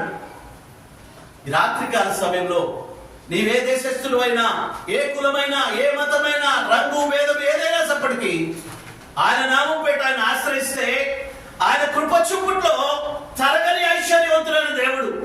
ఆ కృప అన్నిటికీ తరిగిపోదు. ఆ కృపా సత్య సంపూర్ణమైన దేవుడు తరగని తన కృపలో, తరగని తన ఐశ్వర్యంలో లోకంలో నిన్ను విమోచించే సంపూర్ణత కలిగిన దేవుడు.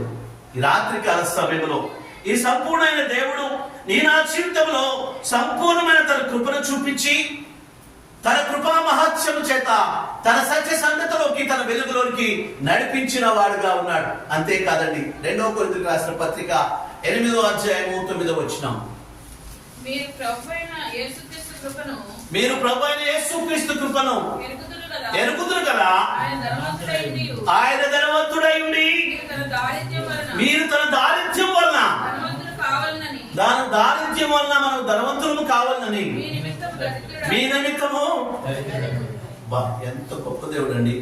సకల ఐశ్వర్య ప్రదాత అయిన దేవుడు, సకల సంపదలకు నిక్షిప్తమైన దేవుడు, 1000 కోడల మీద పశువులు, ఈరోజు సంపద అంతా తనదైన దేవుడు అంటున్నాడు. ఏమంటున్నాడు? మన చదువుమా, మీరు మన ప్రభువైన యేసుక్రీస్తు యొక్క కృపను ఎరుగుదురు కదా, ఆయన నిజముగా ధనవంతుడైన వాడు, మీరు తన దారిద్ర్యం వలన ధనవంతులు కావాలని మీ నిమిత్తము దరిద్రుడైన దేవుడు. ఈ లోకంలో తండ్రి తన కుమారుడు కోసం తన సమస్తమును దారపోసే వారు ఎవరు ఉండరు. ఒక చిన్న ఉదాహరణ చెప్తున్నాను. మన జీవితంలో మనకున్న సకల ఐశ్వర్యమును, సకల సంపదను మన బిడ్డలకు ఇవ్వం. చివరిలో ఏం చేస్తాం? ఒకళ్ళిద్దరు బిడ్డలు ఉంటే 3 భాగాలు ఇస్తాం. ఒక భాగం కుమారుడికి, ఒక భాగం కుమార్తెకి. వాళ్ళు చూస్తారో చూడరో అని మనం ఏం చేస్తామంటే 3వ భాగం మా కొరకు. ఈ లోకంలో జరిగే తంతిది. కానీ సకల ఐశ్వర్య ప్రదాత అయిన దేవుడు, సర్వశ్రేష్ఠుడైన దేవుడు, సంపూర్ణమైన దేవుడు, సంపదలకు నిలమైన దేవుడు, తన మహత్తుగల మాట చేత ఈ లోకాన్ని నిర్మించిన దేవుడు, తన సంపద చేత ఈ లోకంలో దరిద్రము, వట్టివాడు, మట్టివాడు, పడిపోయిన వాడు, చెడిపోయిన వాడు, ఎందుకు పనికిరాని నిష్ప్రయోజకుడైన నిన్ను తన ధనవంతం చేత ఆయనే దరిద్రుడుగా మారి తన ధనవంతా మనకిచ్చి దరిద్రుడైన మనను ధనవంతులుగా చేసిన సకలైశ్వర్య ప్రదాత అయిన దేవుడు సర్వసంపూర్ణుడు. రాత్రికాల సమయంలో యేసుక్రీస్తుని గురించి నీవేమనుకుంటున్నావు? ఆయన ప్రేమాస్వరూపి అయిన దేవుడే, ఆయన కృపాసత్య సంపన్నుడైన దేవుడే. అంతేకాకుండా ఆయన నీ కొరకై, నా కొరకై తన సర్వ సంపూర్ణతలో ఈ లోకానికి రిక్తుడుగా వచ్చి కుమారుడుగా జన్మించి మానవుడిగా ఉన్నవాడని వెలిగితే, అంతేకాకుండా సకలైశ్వర్య ప్రదాత అయిన దేవుడు తన యొక్క ధనమును బట్టి, తనకున్న ఐశ్వర్యమును బట్టి ఈ లోకంలో దరిద్రుడైన నిన్ను నన్ను కూడా తన ధనమంతా ఇచ్చేసినట. దరిద్రుడైన నిన్ను నన్ను ధనవంతుడుగా చేసినాడంట. ఎవరు చేస్తారండి ఈ లోకంలో? ఈ దేవుడు నిజముగా దేవుడై ఉన్నాడు. ఈయన నిజముగా సర్వశక్తిమంతుడైన దేవుడై ఉన్నాడు, సంపూర్ణుడై ఉన్నాడు. అందుకే యోహాను భక్తుడు యోహాను సువార్త 1:17 మాట చూడండి. యోహాను సువార్త 1:17 ధర్మశాస్త్రము మోషే ద్వారా అనుగ్రహింపబడెను, కృపయు సత్యమును యేసుక్రీస్తు ద్వారా కలిగెను. అంటే మానవుడికి కృపా సత్యములు కలుగుట వల్ల వచ్చే లాభం ఏంటి చెప్పండి? సత్యం ఏమన్నది? ఈ వాక్యం చెప్పే రాజు అయోగ్యుడు, పాపాత్ముడు, దుర్మార్గుడు, దుష్టుడు అని సత్యం వెల్లడిస్తుంది. కృప అంటే ఏమన్నదట? కృపొచ్చి అయ్యా నిజంగానే అబద్ధికుడే, మోసగాడే, దుర్మార్గుడే, దుష్టుడే, కానీ నా కృప చేత వాడిని విమోచించా. సత్యమేమో నిజంగా సత్యం పలుకుతుంది, ధర్మశాస్త్రమేమో చేసిన పాపాన్ని బట్టి శిక్ష పొందాలంటుంది. కానీ కృపని అడ్డముగా వచ్చేసిందట. అయ్యా నిజమే, ఒకప్పుడు వాడు దుర్మార్గుడే, ఒకప్పుడు హంతకుడే, ఒకప్పుడు మోసగాడే, ఒకప్పుడు దుష్టుడే, ఒకప్పుడు ఈ లోక సంబంధమైన వ్యక్తే, కానీ వాడి కొరకు నేను విజ్ఞాపన చేశా, వాడి కొరకు తండ్రి కుడి పార్శ్వం నుండి విజ్ఞాపన చేశా, వాడి కొరకు నా ప్రాణం పెట్టా, నా కృప చేత వాడిని విమోచించాలి. ఈ కృప అడ్డుపడుతుందంట. అందుకే కీర్తన 85 10వ దావీదు మాట్లాడుతున్నాడు చూడండి. కృపా సత్యములు కలుసుకున్నవి, నీతి సమాధానములు నీతి సమాధానములు ఒకదాన్నొకటి కృపా సత్యములు కలుసుకున్నాయి. కలిసిపోవడం ద్వారా ఈ లోకముల పాపికి పరలోకం సంప్రాప్తించింది. అంతేకాకుండా ఇంకొక మాట కింద ఏంటది? నీతి సమాధానములు ఒకదాన్ని ముద్దు పెట్టుకున్నాయట. అంటే నీతిమంతుడైన దేవుడు, సమాధానకర్తమైన దేవుడు పాపి అయిన నీ కొరకు నా కొరకే తన ప్రాణం పెట్టుదా కృపా సత్యములు మన జీవితంలోకి సంప్రాప్తించినాయి. నీతి సమాధానములు వచ్చినాయి.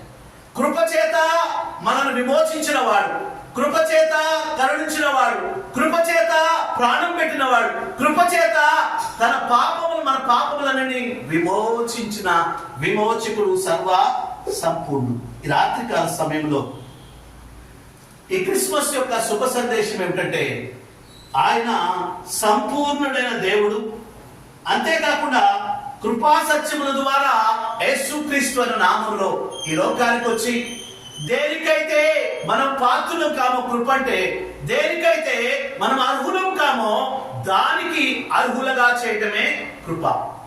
సత్యం అంటది ఇడు దీనికి అర్హుడు కాడు, ఇడు పాపి అంటది. కానీ కృప వచ్చి అడ్డుపడి ఈడు నిజమే పాపే, దుర్మార్గుడే, దుష్టుడే, కానీ ఈ పాపిని విమోచించినాను కదా అని ఆ సంపూర్ణమైన దేవుడు తండ్రి దగ్గర నీ కొరకై నా కొరకై నిత్యము విజ్ఞాపన చేసే యేసుక్రీస్తుని వెలగవలసిన వారిగా ఉన్నాం.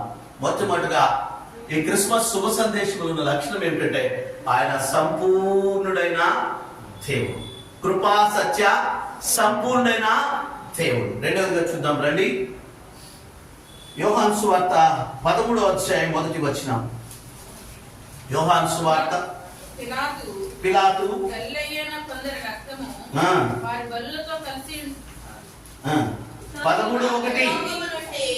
13:1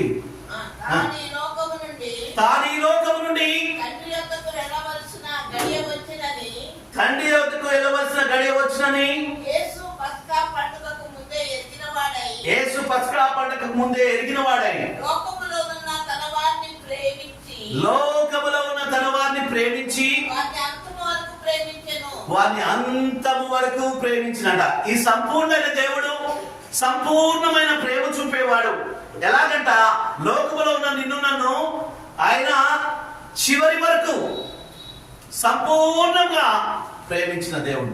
ఈ లోకంలో అనేక మంది ప్రేమలు మనం చూస్తున్నాం.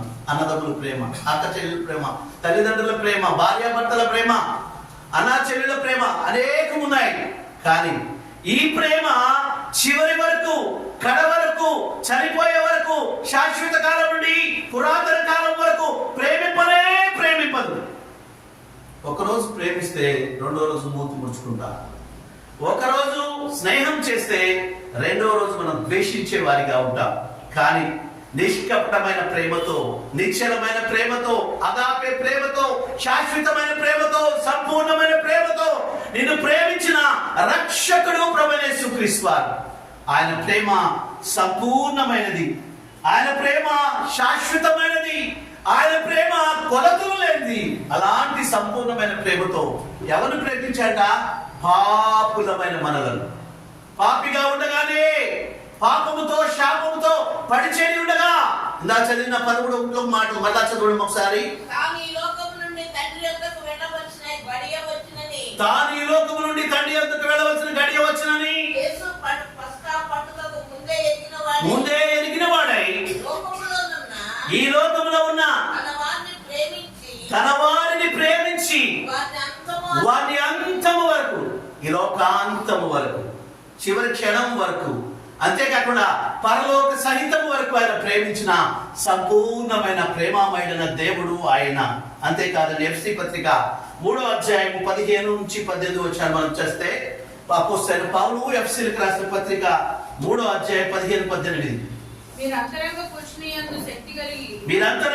యందు శక్తి కలిగి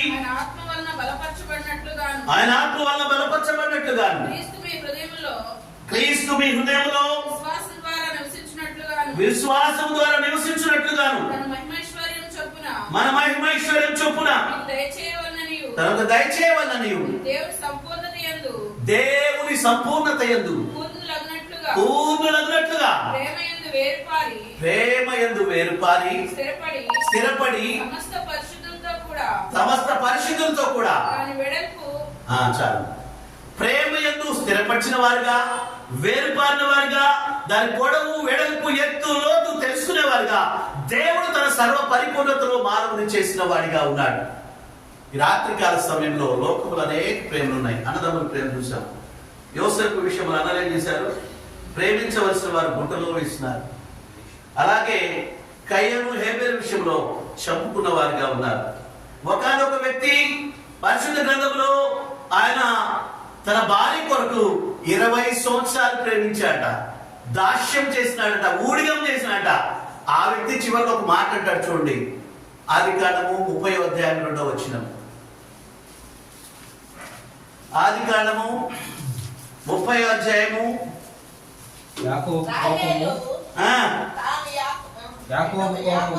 యాకోబు కోపము రాహేలు మీద రగులుకొనగా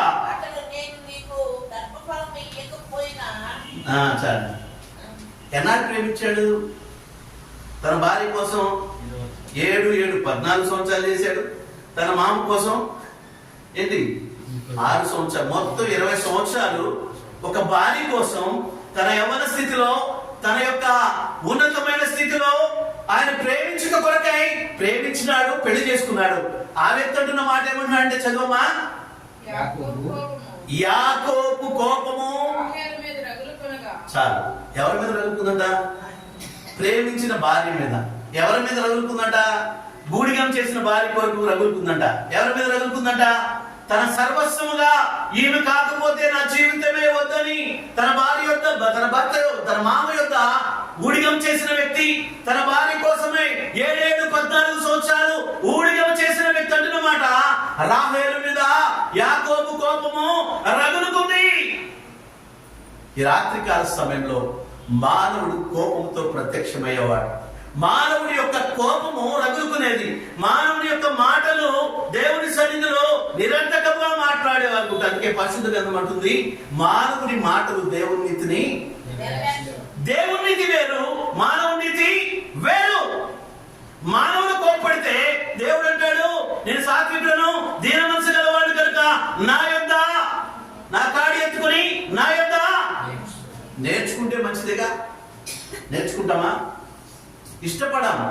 సాత్వికమైన మనసు, దీన మనసు మానవునికి లేదు. కాబట్టి ఆ ప్రేమామయుడైన వాడు, పరిశుద్ధుడైన దేవుడు, పావనుడైన దేవుడు, సంపూర్ణమైన దేవుడు, తన సర్వ సంపూర్ణతలో కృపాసత్య సంపూర్ణమైన దేవుడి లోకానికి వచ్చిన వాడిగా ఉన్నాడు. అందుకే రోమీయులకు రాసిన పత్రిక 5వ అధ్యాయం 8వ వచ్చిన మాట చూడండి. రోమా పత్రిక 5:8. అయితే దేవుడు మన ఎడల తన ప్రేమను వెల్లడిపరుచున్నాడు. మన ఎడల తన ప్రేమను వెల్లడిపరుచున్నాడు. ఎట్లనగా ఇంకను పాపులమై ఉండగానే. ఎలాంటి వారమై ఉండగా ప్రేమించాడు? పాపులమై. ఎలాంటి వారమై ఉండగా అంకురు చేర్చుకున్నాడు? పాపను ఎవరైనా చేర్చుకుంటాడా? మన కొడుకున పుట్టిన కుమారుడే కుమార్తె మన మాట వినకపోతే, మన మాటకు వ్యతిరేకంగా మాట్లాడితే, చెడు స్వభావంతో ఉంటే, ఈ లోక సంబంధమైన వ్యక్తిగా ఉంటే వాడిని ప్రేమించాం. కానీ ప్రేమాస్వరూపుడైన దేవుడట మన పాపులమై ఉండగానే. తర్వాత 5:10 ఒక మాట చూడండి. ఏదైనగా ఎలాంటి వారముట? శత్రువులము. అంటే దేవునికి నీకు నాకు శత్రుత్వం. ఆయన సర్వసంపూర్ణైతే నీకు నాకు శత్రుత్వమే. సమాధానం లేదు, సంతోషం లేదు, దీర్ఘశాంతం లేదు, దేవుని యొక్క సాత్వికం లేదు. శత్రువులమైన పాపులమైన భక్తిలో ఉన్నప్పుడట ఆయనే మనను ప్రేమించిన వాడు. అందుకే 1 యోహాను పత్రిక 4:10 ఉంది. దేవుడు ప్రేమాస్వరూపి అని అంటాడు. మనం ఆయన ప్రేమించలేదు, కానీ ఆయనే మనను ముందుగా. ఎవరు ప్రేమిస్తారండి ఇలాంటి దుర్మార్గుని? ఎవరు ప్రేమిస్తారండి ఇలాంటి పాపిని? ఎవరు ప్రేమిస్తారండి దయాదాక్షిణ్యమైన వారిని? ఎవరు ప్రేమిస్తారండి దేవుని ఎరగని వారిని? ప్రేమామయుడైన దేవుడు ప్రేమించుట్లో సర్వ సంపూర్ణైన దేవుడుగా ఉన్నాడు. 1 యోహాను పత్రిక 3:16 ఆయన మన నిమిత్తము తన ప్రాణము పెట్టెను గనుక దీనివల్ల ప్రేమ ఎట్టిదని తెలుసుకొనుచున్నాం. ఎవరి నిమిత్తం ప్రాణం పెట్టాడు? భక్తిహీనుల కొరకు, దౌర్భాగ్యుల కొరకు, శత్రువుల కొరకు, బలహీనుల కొరకు ఆయన ప్రాణం పెట్టడం వల్ల ఆయన ప్రేమ ఎట్టిదో మనకు వెల్లడి అవుతుంది. ఒక చిన్న ఉదాహరణ చెప్తా.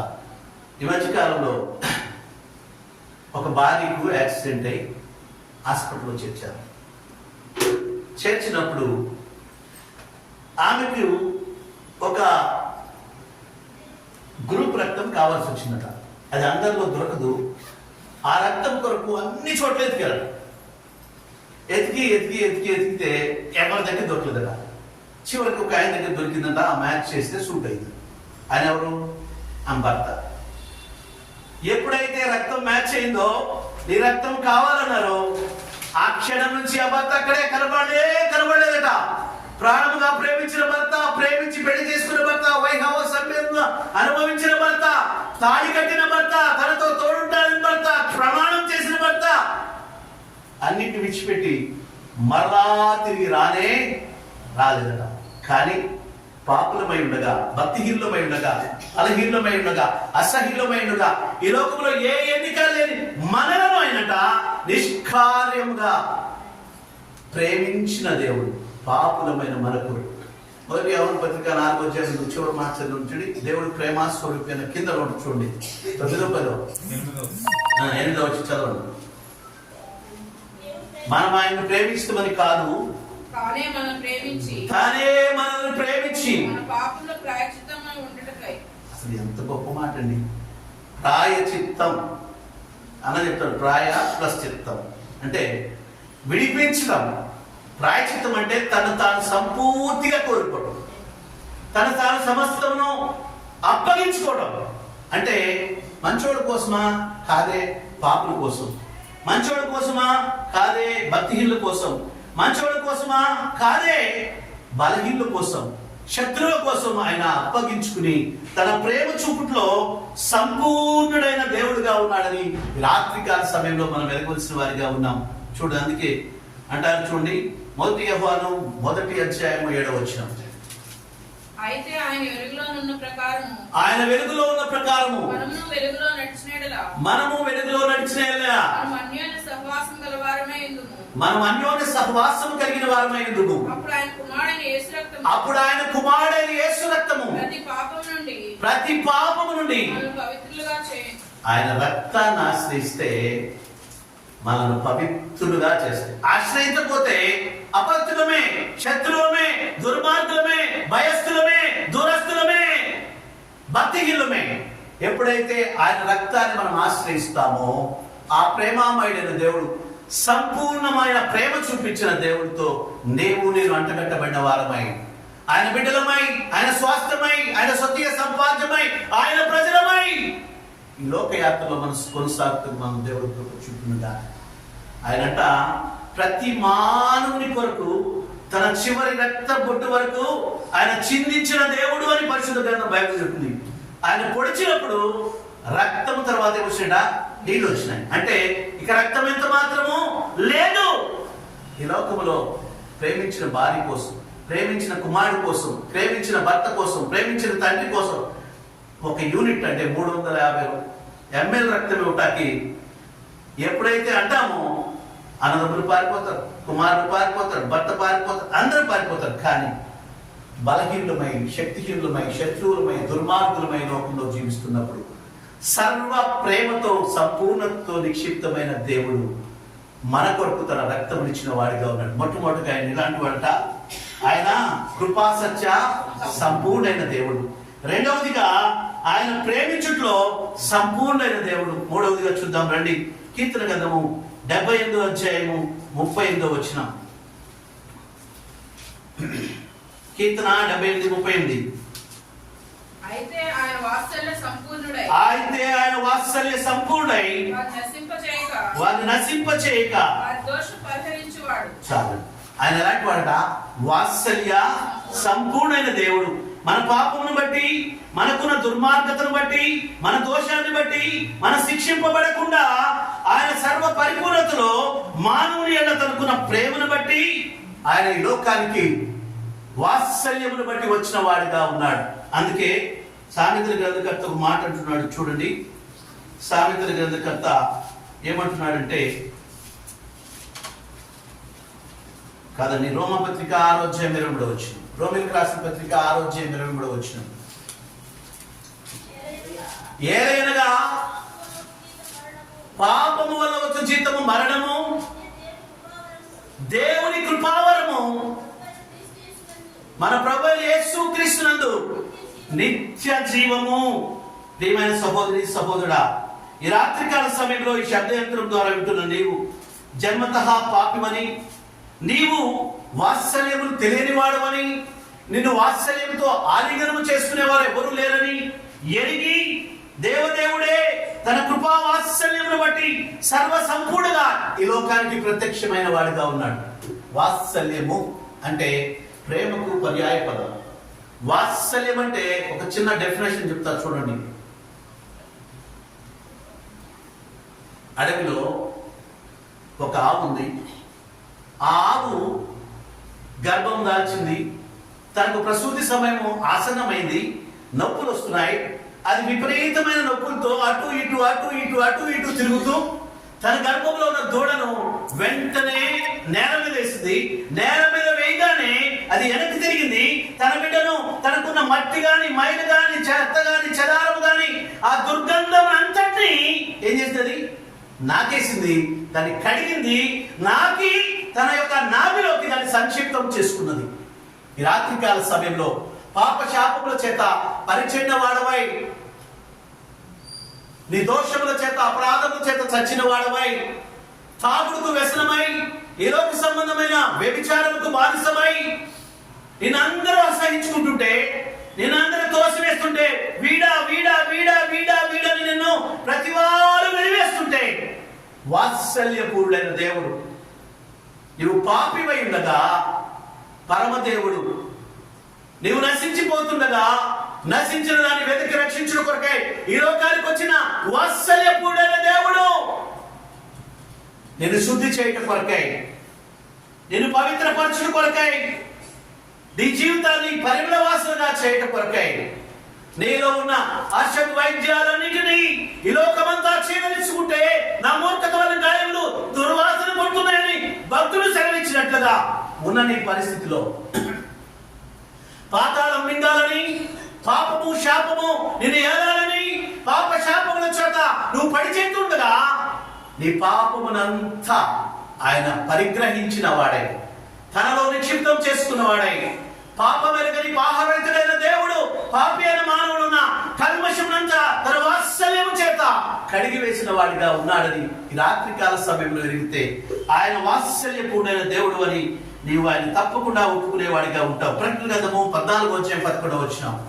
ప్రకటన 14:11. వారి బాధ సంబంధమైన పొగ వారి బాధ సంబంధమైన పొగ యుగ యుగములు లేచును. ఆ క్రూర మృగమునకు చాలండి. ఈ లోకంలో ఆ వాత్సల్యం లేకుండా నువ్వు చనిపోతే పాతాళం నిన్ను మింగాలనుకుంటుంది, నరకము నిన్ను కమ్మడించాలనుకుంటుంది. నీ బాధ సంబంధమైన పొగ యుగాలు లేస్తూనే ఉంటుంది. ఇక దాన్ని ఆర్పేవారు కానీ దాన్ని అణిచేవారు కానీ ఎవ్వరు లేరు. నరకం అంటే అంత భయంకరమైనది, పాతాళం అంటే యాతనకరమైన ప్రదేశం. అలాంటి ప్రదేశంలో నుంచి వాత్సల్యపూర్ణమైన దేవుడు తన కృప చేత, తన బాహుళ్యం చేత, తన కరుణ చేత నిన్ను ప్రేమించిన వాడై, నిన్ను లేవనెత్తిన వాడై, నిన్ను ఆలింగనం చేసుకున్న వాడై, నిన్ను ముద్దు పెట్టుకున్న వాడై, నిన్ను దరి చేర్చుకున్న వాడై, తనలో ఐక్యపరుచుకున్న వాడై ఉన్నాడని వెలిగితే ఈ రాత్రికాల సమయంలో వాత్సల్యపూర్ణమైన దేవుడి ఎదుకు వస్తావు. చిన్న పాపం చేస్తే, తాగుడుకు వ్యసనానికి బానిస అయితే, భార్య రాని ఉందే, పిల్లలు రాని ఉందే, ఈ లోక సంబంధం అన్నదమ్ములు అక్క చెల్లెలు అసహించుకుంటారే, అందరూ నిన్ను తోసివేసిన, అందరు నిన్ను విడలాడిన, అందరు నిన్ను విడవాసిన వాత్సల్యపూర్ణమైన దేవుడు తన వాత్సల్యం చేత నేను అంకులు చేర్చుకొని నేను కడిగి శుద్ధీకరించి, ఇదిగో నా కుమారుడు, ఇదిగో నా కుమార్తె, నా రక్తం చేత కడిగి శుద్ధీకరించాను, గత పాపములని క్షమించినానని ప్రకటించే దేవుడు ఈ రాత్రికాల సమయంలో వాత్సల్యపూర్ణ. అందుకే కీర్తన 133 ఒక మాట చూడండి. కీర్తన గ్రంథకర్త 133:3 ఒక మాట అంటున్నాడు చూడండి.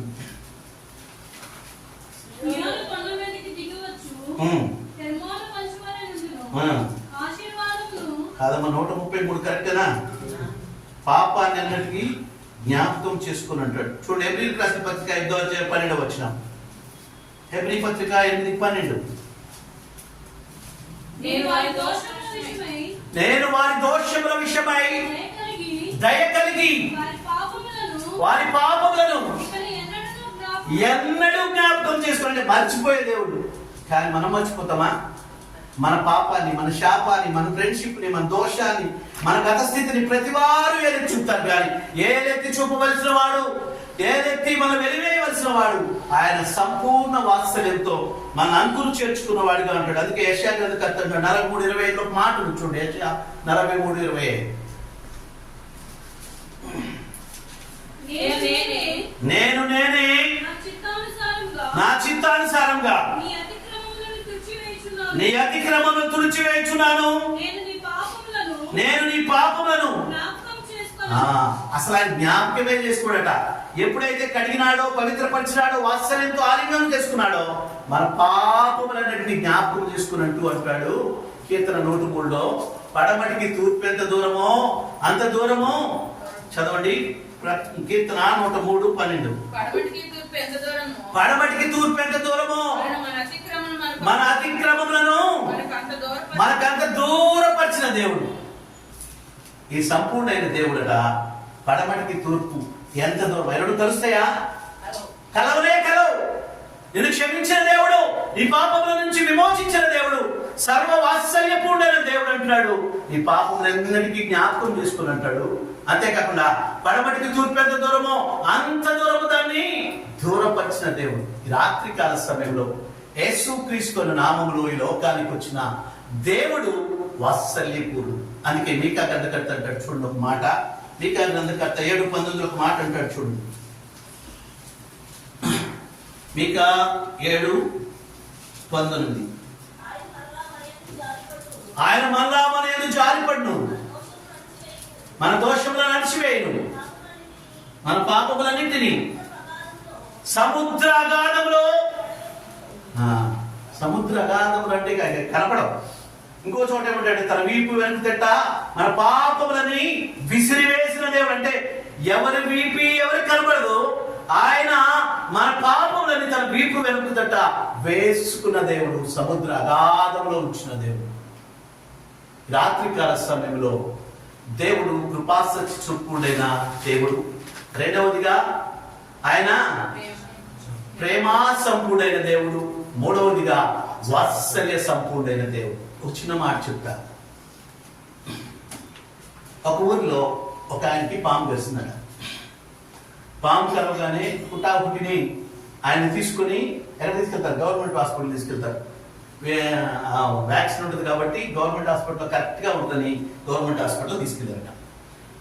తీసుకెళ్ళి హాస్పిటల్ డాక్టర్ దగ్గర తీసుకెళ్ళారట. ఆ డాక్టర్ గారు వెళ్ళగానే అయ్యా ఏమైంది అన్నాడు. ఆ పాము వచ్చింది అయ్యా అన్నాడు. ఏం పాము? తాసుపాము. అయితే ఆయన అన్నాడంట, అయితే ఒక చిన్న సీసాలో ఒక మూతలో కొంత మందు ఇచ్చి దీన్ని వేసుకు తాగు, నీకు తగ్గిపోద్ది అన్నాడు.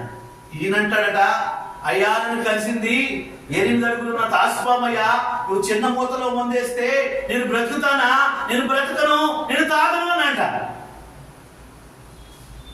ఆడ తాగలేదు, వాడు చచ్చిపోయాడు. పాము కరితే చచ్చిపోయాడా? మందు తాగి చచ్చిపోయాడా? పాము కరితే చచ్చిపోయాడా? మందు తాగి చచ్చిపోయాడా?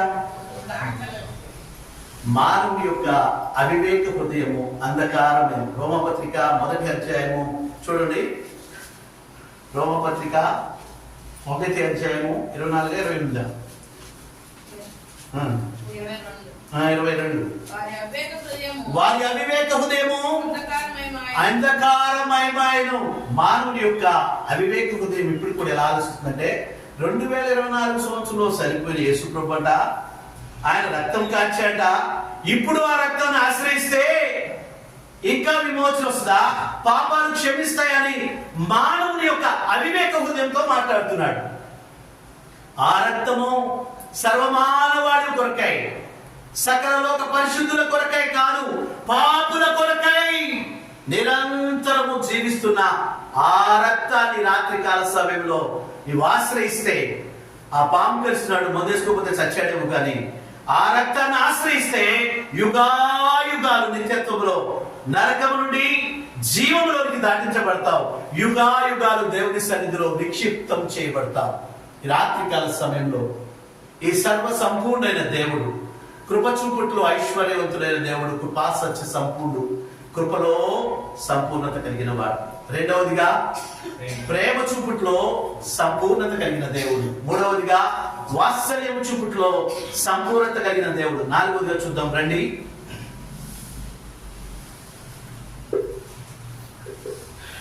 రోమపత్రిక 15వ అధ్యాయము 29వ వచనం. రోమపత్రిక 15వ అధ్యాయం 29వ వచనం. నేను మీ వద్దకు వచ్చినప్పుడు క్రీస్తు యొక్క ఆశీర్వాద ఎవరంటే క్రీస్తు ఆశీర్వాదం ఇవ్వటంలో సంపూర్ణుడైన దేవుడు. మానవుడికి ఆశీర్వాదాలు కావాలి. మానవుడు మానవుడి దగ్గరికి వెళ్ళి అయ్యా నన్ను ఆశీర్వదించని కాళ్ళ మీద పడతాం. మానవుడి దగ్గరికి వెళ్ళి తల వంగుతాం. కానీ వాడి చేతిలో ఏ ఆశీర్వాదం లేదు. ఈయనలో ఉందట సర్వ సంపూర్ణత యేసుక్రీస్తు నామములో ఆశీర్వదించట్లో సంపూర్ణమైన దేవుడుగా ఉన్నాడని ఈ రాత్రికాల సమయంలో నీవు నేను ఎరగవలసిన వారిగా ఉన్నాం. ప్రియ సహోదరి సహోదరుడా, ఈ రాత్రికాల సమయంలో దేవుడు ఆశీర్వదించట్లో సర్వ సంపూర్ణుడు. అందుకే పరిశుద్ధ గ్రంథం అంటాడు, నిన్ను తలగా ఉంచుతా గానీ తోకగా ఉండు. తోకగా ఉంటే ఉంటుంది, తలగా ఉంటే దీవించబడతాం. అందుకే యాకోబు విషయంలో ఒక యోసేపు విషయంలో మాటలు చూడండి. ఆదికాండము 26:13.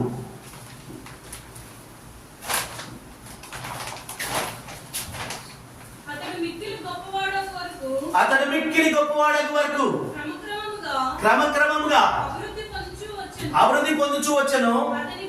ఇస్సాకు ఆ దేశమందు విత్తనం వేసి నూరంతర ఫలం పొందినాడు, నూరంతర ఆశీర్వదించబడ్డాడు. క్రమక్రమంగా ఏం చేస్తూ వచ్చినాడు?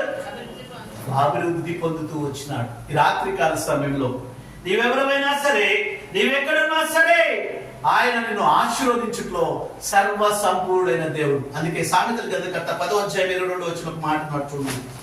సామెతలు 10:22.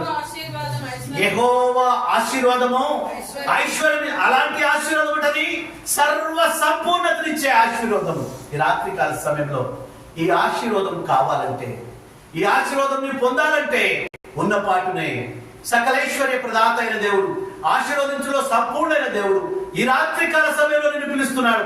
రా, నిన్ను ఆశీర్వదిస్తాను. ద్వితీయోపదేశకాండము 28వ అధ్యాయంలో ఒక మాటను చూడు, ఎంతో వచ్చినాం. ఆయనంట ఆశీర్వాదానికే ఆజ్ఞ ఇచ్చే దేవుడుగా ఉన్నాడు. ఒక మాట చూడండి 28:8. నీ కొట్లలోను నీ కొట్లలోను చేయ ప్రయత్నములను నీవు చేయ ప్రయత్నములన్నిటిలోను నీవు దీవెన కలుగునట్లు యెహోవా ఆజ్ఞాపించును. ఎవరికి ఆజ్ఞాపిస్తాడట? ఆశీర్వాదానికి ఆజ్ఞాపిస్తాడట. నా కుమారుడి దగ్గరికి వెళ్ళు, ఆశీర్వదిస్తాను, వెళ్ళు. ఈ రాత్రికాల సమయంలో ఈయన నీకు కావాలంటే ఈయన ఆశీర్వదించే దేవుడు, ఆదరించే దేవుడు. అంతేకాకుండా ఆశీర్వదించుట్లో అసంపూర్ణుడు కాదు, ఆయన సంపూర్ణమైన దేవుడు. అందుకే బైబిల్ గ్రంథంలో ఒక మాట చూడు, మనుషులందరి కొరకే. అపోస్తల కార్యములు 3:26 వచ్చిన అపోస్తల కార్యములు 3:26. దేవుడు తన సేవకులను గుర్తించి నీలో ప్రతి వారిని వారి దుష్టత్వం నుండి మరలించి మిమ్మల్ని ఆశీర్వదించడు. ఆయన ఎక్కడో మొదట పంపాను అని చెప్పాడు. ఎలా పంపాడు? యేసుక్రీస్తు అనే దేవుని సేవకుని కుమారుని దేనికోసం? దుష్టత్వం నుండి మరలించి ఆశీర్వదించుట కొరకే ఆయన పంపిన దేవుడుగా ఉన్నాడు. ఈ రాత్రికాల సమయంలో ఆయన ఆశీర్వదించటంలో సర్వ పరిపూర్ణుడైన దేవుడు. ఈ రాత్రికాల సమయంలో మానవుడికి ఆశీర్వాదం కావాలి, మానవుడికి సంతోషం కావాలి, మానవుడికి శాంతి కావాలి, మానవుడికి సమాధానం కావాలి, మంచిదే. కానీ ఆశీర్వదించే దేవుడిని విడిచి, ఆశీర్వదించడంలో సర్వ పరిపూర్ణమైన దేవుడిని విడిచి ఈ లోక సంబంధమైన వ్యక్తుల కొరకు, ఈ లోక సంబంధమైన అనేక మంది యొక్క ప్రాపకం కొరకు మనం పరుగులెత్తున్నాం. ఆ పరుగుని ఒకసారి యూటర్న్ తీసుకుంటే, ఆ పరుగును ఈయన వైపు మళ్ళిస్తే, ఆ పరుగును ఈయనతో మమేకం చేస్తే, ఆయన నడకలో నువ్వు నడిస్తే, ఆయన నడుగులో నువ్వు పరిగెత్తూ ఉంటే నూరంతల ఫలం పొందేవాడిగా, దుష్టత్వం నుండి విడిపించబడ్డ కొరకాయి. అంతేకాకుండా దుష్టత్వంలో నిన్ను దుష్టత్వం నుండి విడిపించి ఆశీర్వాద కారకులుగా చేయటానికి. తల్లిదండ్రులే దుష్టుని ఆశీర్వదించలే, ఈ లోక సంబంధమైన వ్యసనాలతో పడిచేసిన భర్తను భార్య ఆశీర్వదించదే, ఈ లోక సంబంధమైన తన కడుపున బిడ్డలు దుష్టత్వంలో విర్రవీగుతుంటే వారిని ఆశీర్వదించరు. కానీ దుష్టత్వంలో, దుర్మార్గతలో, పాప సంబంధమైన ఈ లోకంలో కొట్టుమిట్టాడుతున్న నిన్నంట ఆయనే ఈ లోకానికి వెలుగు ప్రదాతగా వచ్చి నీ దుష్టత్వం నుండి విడిపించి మళ్ళించి నేను ఆశీర్వదించిన కొరకై ఈ లోకానికి వచ్చిన సర్వ పరిపూర్ణత కలిగిన దేవుడు ప్రభువైన యేసుక్రీస్తు పీడ. ఈ రాత్రికాల సమయంలో ఈ శబ్దయంత్రం ద్వారా వింటున్న నీవు ఆయన ఎలాంటి వాడో, ఆయన గుణగణాలు ఏమిటో, ఆయన ప్రేమ ఎట్టిదో, ఆయన కృప ఎట్టిదో, ఆయన యొక్క వాత్సల్యం ఎట్టిదో, ఆయన యొక్క ఆశీర్వాదం ఎట్టిదో విన్నావు. మరి నీ పరిగెట్టు, నీ దారెట్టు, నీ గమ్యం ఎట్టు, ఇంకా చాలా ఉన్నాయి. కానీ ఈ నాలుగుట్లో నీవు ఆయనతో మమేకమైతే మానవుడికి కావాల్సింది ఏమిటి? కృప చూపుట్లో, సత్యం చూపుట్లో సర్వ పరిపూర్ణత. అంటే అసత్యములో అంధకారంలో ఉన్న మానవుడికి, నరకానికి మరణానికి పాత్రుడవలసిన మానవుడికి సత్యమైన నరకానికి పోవాలంటుంటే ఇటు శిక్షకు పాత్రుడంటే కృపా సత్య సంపూర్ణమైన దేవుడు కృప చేత విడిపించిన వాడు, కృపలో సంపూర్ణుడైన దేవుడు. రెండవదిగా ప్రేమ చూపుట్లో ఈ లోకంలో ప్రతివాడు తన ఎవరో ఒకరితో ప్రేమించబడాలి. భార్యతో భర్త, భర్తతో భార్య, పిల్లలు, తల్లిదండ్రులు, అన్నదమ్ములు, అక్క చెల్లెళ్ళు అందరూ ప్రేమించబడాలంట. కానీ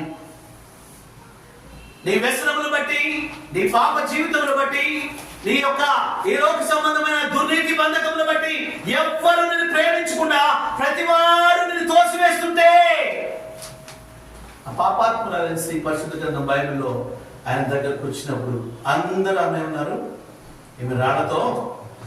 కానీ దేవుడు ఏమన్నాడు? అమ్మా ఏమన్నాడన్నా? అమ్మా అమ్మా. పోనీ మనల్ని ఎవరైనా అమ్మ అంటారా? అలాంటి పరిస్థితిలో ఉంటే అమ్మా మనం ఇంకోటి కలిపి అంటాం. కానీ అమ్మా నీకెవరు శిక్ష విధించలేదు, నేను కూడా పాపిని క్షమించట కొరకై. ఎంత పతనావస్థలో ఉన్నా, నువ్వు దొంగవైనా, దుర్మార్గుడైనా, అబద్ధికుడైనా, మోసగాడివైనా, దుష్టత్వంలో ఉన్నా, ఈ లోక సంబంధమైన తాగుడు వ్యసనములకు బానిసైనా ఆయన అంటున్నాడు నా కుమారుడా నా యొద్దకు రా, నిన్ను ప్రేమిస్తా, నా యొద్దకు రా, నా వాత్సల్యంతో నిన్ను అంకున చేర్చుకుంటానని సెలవిచ్చిన ప్రేమలో సంపూర్ణైన దేవుడు. మూడవదిగా వాత్సల్యంలో సంపూర్ణుడైన దేవుడు. ఈ లోకంలో ఎవ్వరు మనం ప్రేమించినప్పటికీ, ఎవరు వాత్సల్యం చూపించినప్పటికీ, ఈ లోకంలో మనం అన్ని విషయాల్లో దుర్గంధముతో నిండిపోయినప్పటికీ ఆ వాత్సల్య సహితుడైన దేవుడు, వాత్సల్యం చూపులో సంపూర్ణైన దేవుడు అని అంటున్నాడు, నా ఎద్దకు వస్తే నేనెంత మాత్రము తోసివేయను, నీ మల్యమంతా, నీ పాపమంతా, నీ లోకమోహితమంతా, నీ జీవితం అంతా కడిగి వేస్తా, తుడిచి వేస్తా, మంచు వలె హిమము కంటే తెల్లనిగా మారుస్తా. నీవెంత దుర్మార్గుడు అయినా సరే నువ్వు నా దగ్గరకు వస్తే ఆయన క్షమిస్తానంటున్నాడు. ఎప్పటికీ వాటిని జ్ఞాపకం చేసుకుని ఉంటాడు. ఇంకోటి, ఆయన ఆశీర్వదించట్లో సంపూర్ణమైన దేవుడు. ఆయన ఆశ్రయించిన వారిని ఎప్పటికీ ఆయన త్రోసివేయని దేవుడు. ఆయన తలగా ఉంచే దేవుడు, తోకగా నిన్నుంచడు. అంతేకాకుండా నిన్ను అభివృద్ధి పరిచే దేవుడు. అభివృద్ధికే ఆయన ఆజ్ఞ ఇస్తాడు. నా కుమారుడిని నేను అభివృద్ధిలోకి తీసుకుని వస్తున్నా, నీ వెళ్ళని ఆజ్ఞించే దేవుడు ఈ దేవుడు. ఈ రాత్రికాల సమయంలో ఈ శబ్దయంత్రం ద్వారా ఇక్కడ చేరిన నీవు, యోహాను సువార్త 1వ అధ్యాయం 14వ వచనంలో ఆ వాక్యము కృపాసక్తి సంపూర్ణై మన మధ్యలో వసించుట కొరకై కృప చేత సత్యము చేత సంపూర్ణమైన దేవుడు నిన్ను నన్ను నింపాలని, సంపూర్ణతలోకి, సర్వ సంపూర్ణతలోనికి తీసుకుని రావడానికి, దేవత్వం యొక్క సర్వ పరిపూర్ణత క్రీస్తు యేసునందు నింపబడినదిగా ఉన్నది, నివసిస్తూ ఉన్నదిగా ఉంది. ఆ నింపబడిన తనాన్ని, ఆ నివసించడాన్ని నీకు పెంచుట కొరకే ఈ లోకానికి వచ్చిన దేవుడు ప్రభువైన యేసుక్రీస్తు. అంతేకాకుండా ఆయన కుమారుడుగా ఈ లోకానికి సర్వ పరిపూర్ణతలో మన కొరకై ప్రత్యక్షమైన దేవుడు. దావీదు వలె మానవుడుగా ఈ లోకంలో సర్వ పరిపూర్ణతలో జీవించిన దేవుడు. ఆయన అంటున్నాడు, నాలో పాపం ఉన్నదని ఎవరు స్థాపించగలదని లోకం యొక్క నడిబడిలో సవాలు ఇచ్చిన దేవుడు, పాపిని ప్రేమించినాడు, పాపాన్ని ద్వేషించిన దేవుడు. రాత్రికాల సమయంలో నీవు కూడా ఆ సర్వ పరిపూర్ణమైన దేవుడి సన్నిధికి వస్తే ఆయన కృప చూపులో ఐశ్వర్యవంతుడు, ఆయన సర్వ పరిపూర్ణతలోని నడుపుట్లో దేవుడు ఐశ్వర్యవంతుడు. అంతేకాకుండా ప్రేమ చూపుట్లో ఆయన సంపూర్ణుడు, వాత్సల్యం చూపించట్లో ఆయన సంపూర్ణుడు, ఆశీర్వదించట్లో సంపూర్ణుడు. ఈ ఆశీర్వాదం నీకు కావాలంటే నీ యొక్క స్థితిగతులు ఏమైనా సరే, నీ యొక్క భౌతిక స్థితి ఏమైనా సరే, పాపి అని వెలిగితే, పాపి అయిన మానవుడు మరణం నుండి, శాపం నుండి తప్పించుకోవడానికి మార్గము ప్రభువైన యేసుక్రీస్తు అంటున్నాడు. తన ప్రజలను వారి పాపముల నుండి ఆయనే రక్షించును గనుక ఆయన యేసు అను నామములో 2024 సంవత్సరం పూర్వమే ఈ లోకానికి ఉద్భవించిన దేవుడు. ఇదే క్రిస్మస్. ఈ రాత్రికాల సమయంలో ఈ క్రిస్మస్ యొక్క శుభ సందేశాన్ని విన్న నీవు ఈ 4 అంతుల ఆశీర్వాదం పొందాలని, దేవుని సన్నిధిలో నీవు దీవించబడాలని ఈ కుటుంబం యొక్క ఆశ, ఈ కుటుంబం యొక్క ప్రయాస. దేవుడు తన వాక్యము దీవించునుగాక.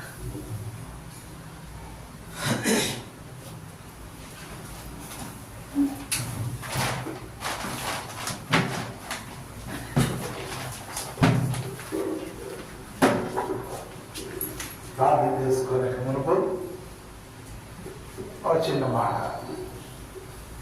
యేసుక్రీస్తు వారి గురించి, ఆయన ఏ విధంగా సర్వ సంపూర్ణుడో మనం ఇంటూ వచ్చాం. ఆయన తన సంపూర్ణతను బట్టి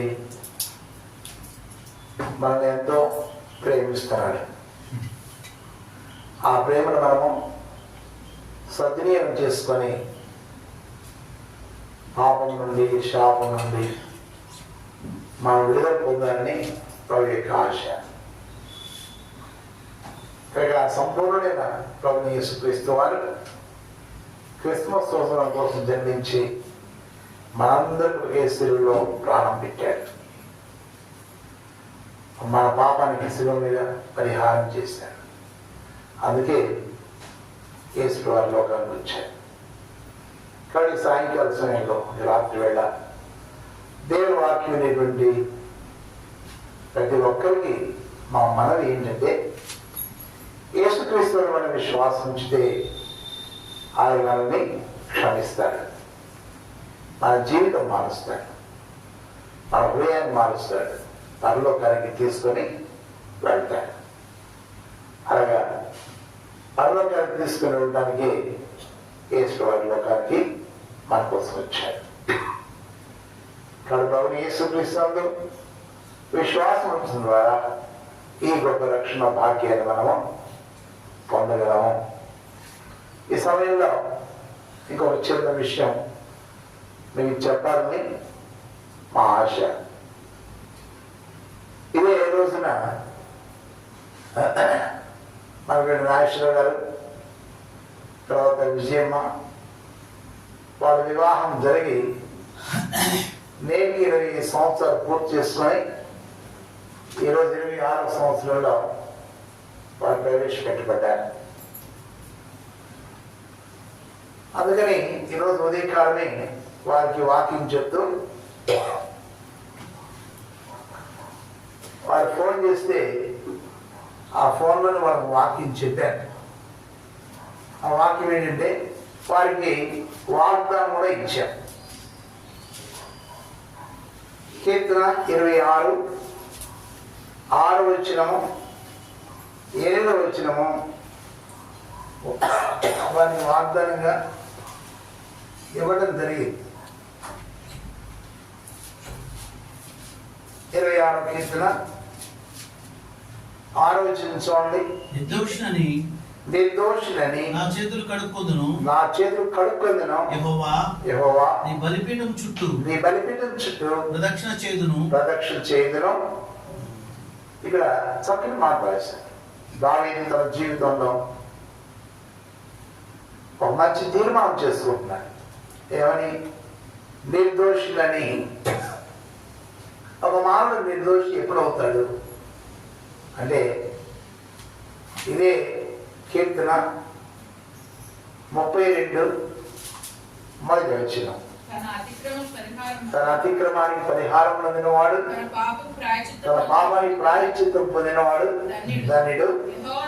యెహోవా చేత నిర్దోషి అని ఎంచబడినవాడు, ఆత్మలో కపటం లేనివాడు ధన్యుడు.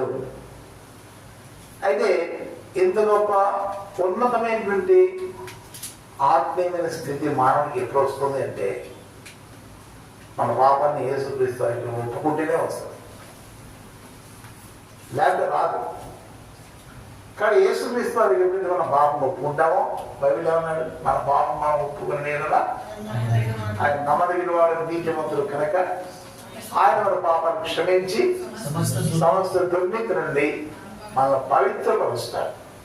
అలా పవిత్రపరచడానికి క్రిస్మస్ రోజు యేసుక్రీస్తు వారిని జన్మించాడు. అలాగే జన్మించిన తర్వాత మనం ఎప్పుడైతే ఆ యేసుక్రీస్తు వారి యొక్క జన్మ రహస్యాన్ని ఎరుగుతున్నామో ఆయన దగ్గర మన పాపాన్ని ఒప్పుకోగలగము. అలా ఒప్పుకున్న తర్వాత ఆయన క్షమిస్తాడు. మన హృదయంలో నుండి ప్రతి పాపాన్ని తొలగించి మన నిర్దోషులుగా తీరుస్తాడు. అలా నిర్దోషులుగా తీర్చిన తర్వాత ఇప్పుడు దావీదు అంటాడు, నేను నిర్దోషినై నా చేతులు కడుక్కుంటాను, తర్వాత నీ బలిపీఠం చుట్టూ ప్రదక్షిణ చేస్తాను. కనుక ఇదే వాళ్ళకి ఇచ్చిన వాగ్దానం. బలిపీఠము అంటే యేసుక్రీస్తు వారి శిలువ. ఆ యేసుక్రీస్తు వారి శిలువ చుట్టూ మనం ప్రదక్షిణ చేస్తా ఉంటుంటే ఆ శిలువలో ఉండే శక్తి మనకి అబ్బుతుంది, కలుగుతుంది. కొరింథీయులకు రాసిన మొదటి పత్రికలో 1వ అధ్యాయం 18వ వచనం అంటాడు. మొదటి కొరింథీ పత్రిక 1వ అధ్యాయం 18వ వచనంలో సిలువను గురించిన వార్త నశించుచున్న వారికి వెరితనం గాని రక్షింపబడుచున్న మనకు దేవుని శక్తి. కానీ సిలువ చుట్టూ పెరగడం ద్వారా మనకి దేవుని శక్తి వస్తుంది. దేవుని శక్తి. అందుకని అపోస్తలుడు పౌలు తన జీవితంలో ఈ తీర్మానం చేసుకున్నాడు. గలతీ పత్రిక 6వ అధ్యాయం 14వ వచనంలో తన తీర్మానం చెప్పాడు. గలతీ 6:14 అయితే మన ప్రభుని యేసుక్రీస్తు సిలువ యందు తప్ప మరి దేని యందును నేను అతిశయించుట నాకు దూరమును గాక.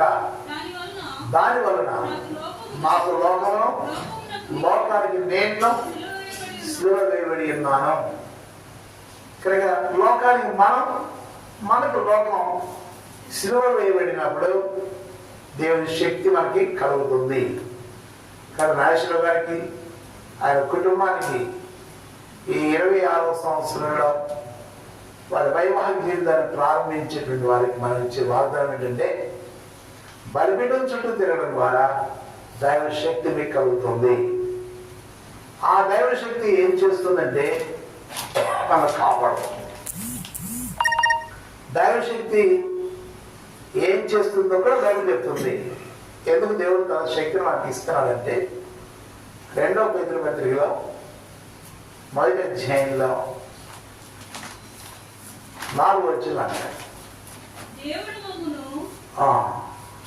2వ పేతురు పత్రిక 1వ అధ్యాయం 4 వచ్చిన ఆయన మనకు అత్యధిక వాగ్దానాలను 3వ వచనం తన మహిమను బట్టి గుణాతిశయమును బట్టి మనం పిలిచిన వారిని గురించిన అనుభవ జ్ఞానం వలన ఆయన దైవశక్తి జీవమునకును భక్తికి కావలసిన వాటన్నిటినీ మనం దయచేస్తున్నందున అంటారు. అంటే దేవుని దైవశక్తి మనకు ఎందుకు దేవుడు ఇస్తున్నాడంటే ఈ లోకంలో జీవించడానికి, తర్వాత దేవుని పట్ల భయభక్తులు కలిగి ఉండడానికి ఏమేమి మనకు అవసరమో అవన్నీ దైవశక్తి మనకు ఇస్తుంది.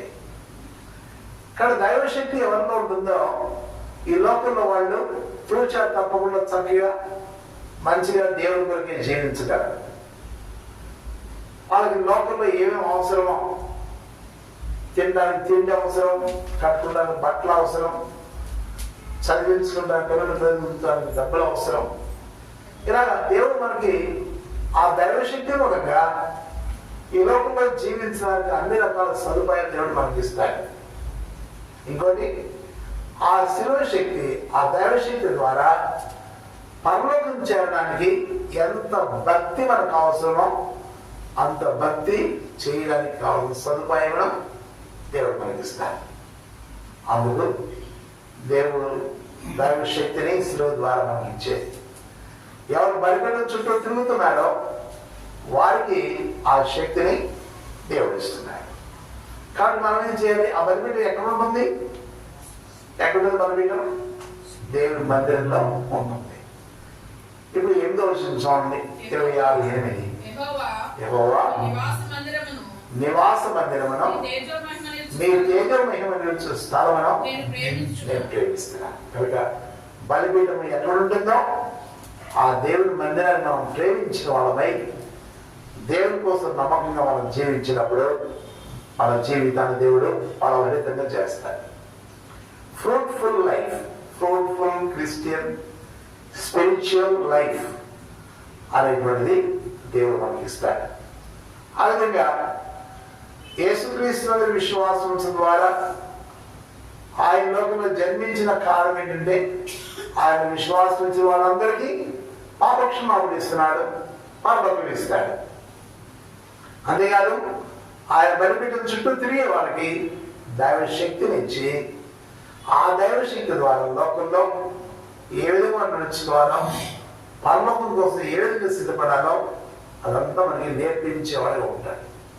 కాబట్టి అటు నాగేశ్వరరావు గారు విజయం వాళ్ళకి మాత్రమే కాకుండా చేరిన మనందరికీ కూడా తను ప్రేమించే వారందరికీ కూడా దేవుడు ఆ దైవశక్తిని అనుగ్రహిస్తాడు.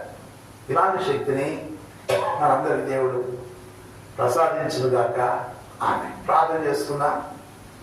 పరలోకమున్న మా తండ్రి, పరిశుద్ధుడైన మా దేవా, మీ కుమారుడు యేసుక్రీస్తు వారి పరిశుద్ధమైన నామమున స్తోత్రములు.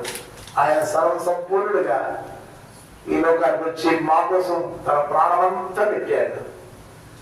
చివరి రక్తం పొట్టు వరకు మా పాప విమోచన కొరకాయ శిలువ మీద పాపాన్ని పరిహారం చేస్తూ తన రక్తమంతా మా కోసం ఒలికించాడు. ఆ యేసుక్రీస్తు వారి కార్చిన రక్తమే మా పాపలన్నీ తొలగించి మా నిర్దోషులుగా పరిశుద్ధంగా చేసింది.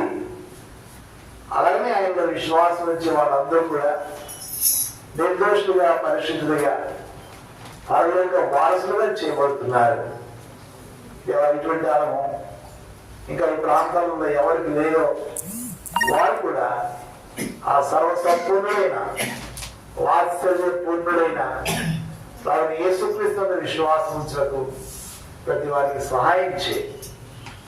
అదే సమయంలో మాధురి నాగేశ్వర గారి కొరకు విజయం సిస్టర్ కోసం ప్రార్థన చేస్తున్నాము. వారి వైవాహిక జీవితంలో గత 25 ఏళ్ళు వారిని కాపాడి 26వ సంవత్సరంలో ప్రవేశపెట్టారు. సిల్వర్ జూబ్లీ వారి జీవితంలో మీరు తీసుకొచ్చారు. మీకు స్తోత్రములు.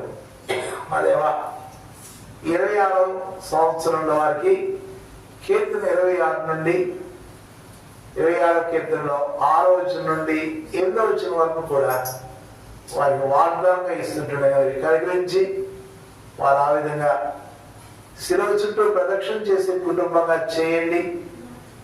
ఆ తర్వాత దేవునికి మందిరాన్ని ప్రేమించే కుటుంబంగా చేయండి. ఆ విధంగా వారి అవసరాలు తీర్చండి. వారికి మీరు ఇచ్చిన 2 ఆడపిల్లల కోసం మీకు స్తోత్రములు.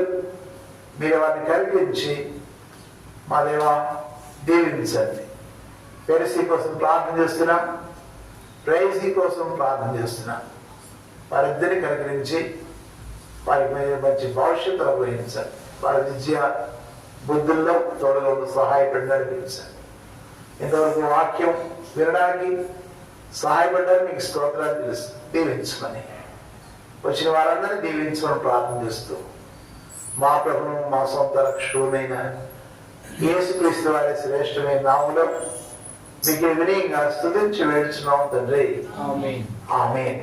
మన తండ్రి అయిన దేవుని ప్రేమ, ప్రభువైన యేసుక్రీస్తు వారి కృప, పరిశుద్ధాత్మిక అన్యోన్య సహవాసం మనకందరికీ నిరంతరం తోడు నడిపించుగాక. ఆమేన్. మీ అందరికి వందనాలు. అందరి కొరకే ఇక్కడ మన వీడు ఈ క్రిస్మస్ విందు ఏర్పాటు చేశారు. అందరూ పాల్పించవలసిన మీకు ప్రయత్నం అమలు చేస్తున్నాం.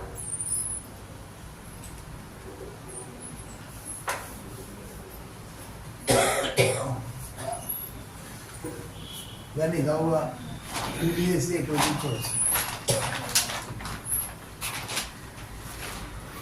స్టాండ్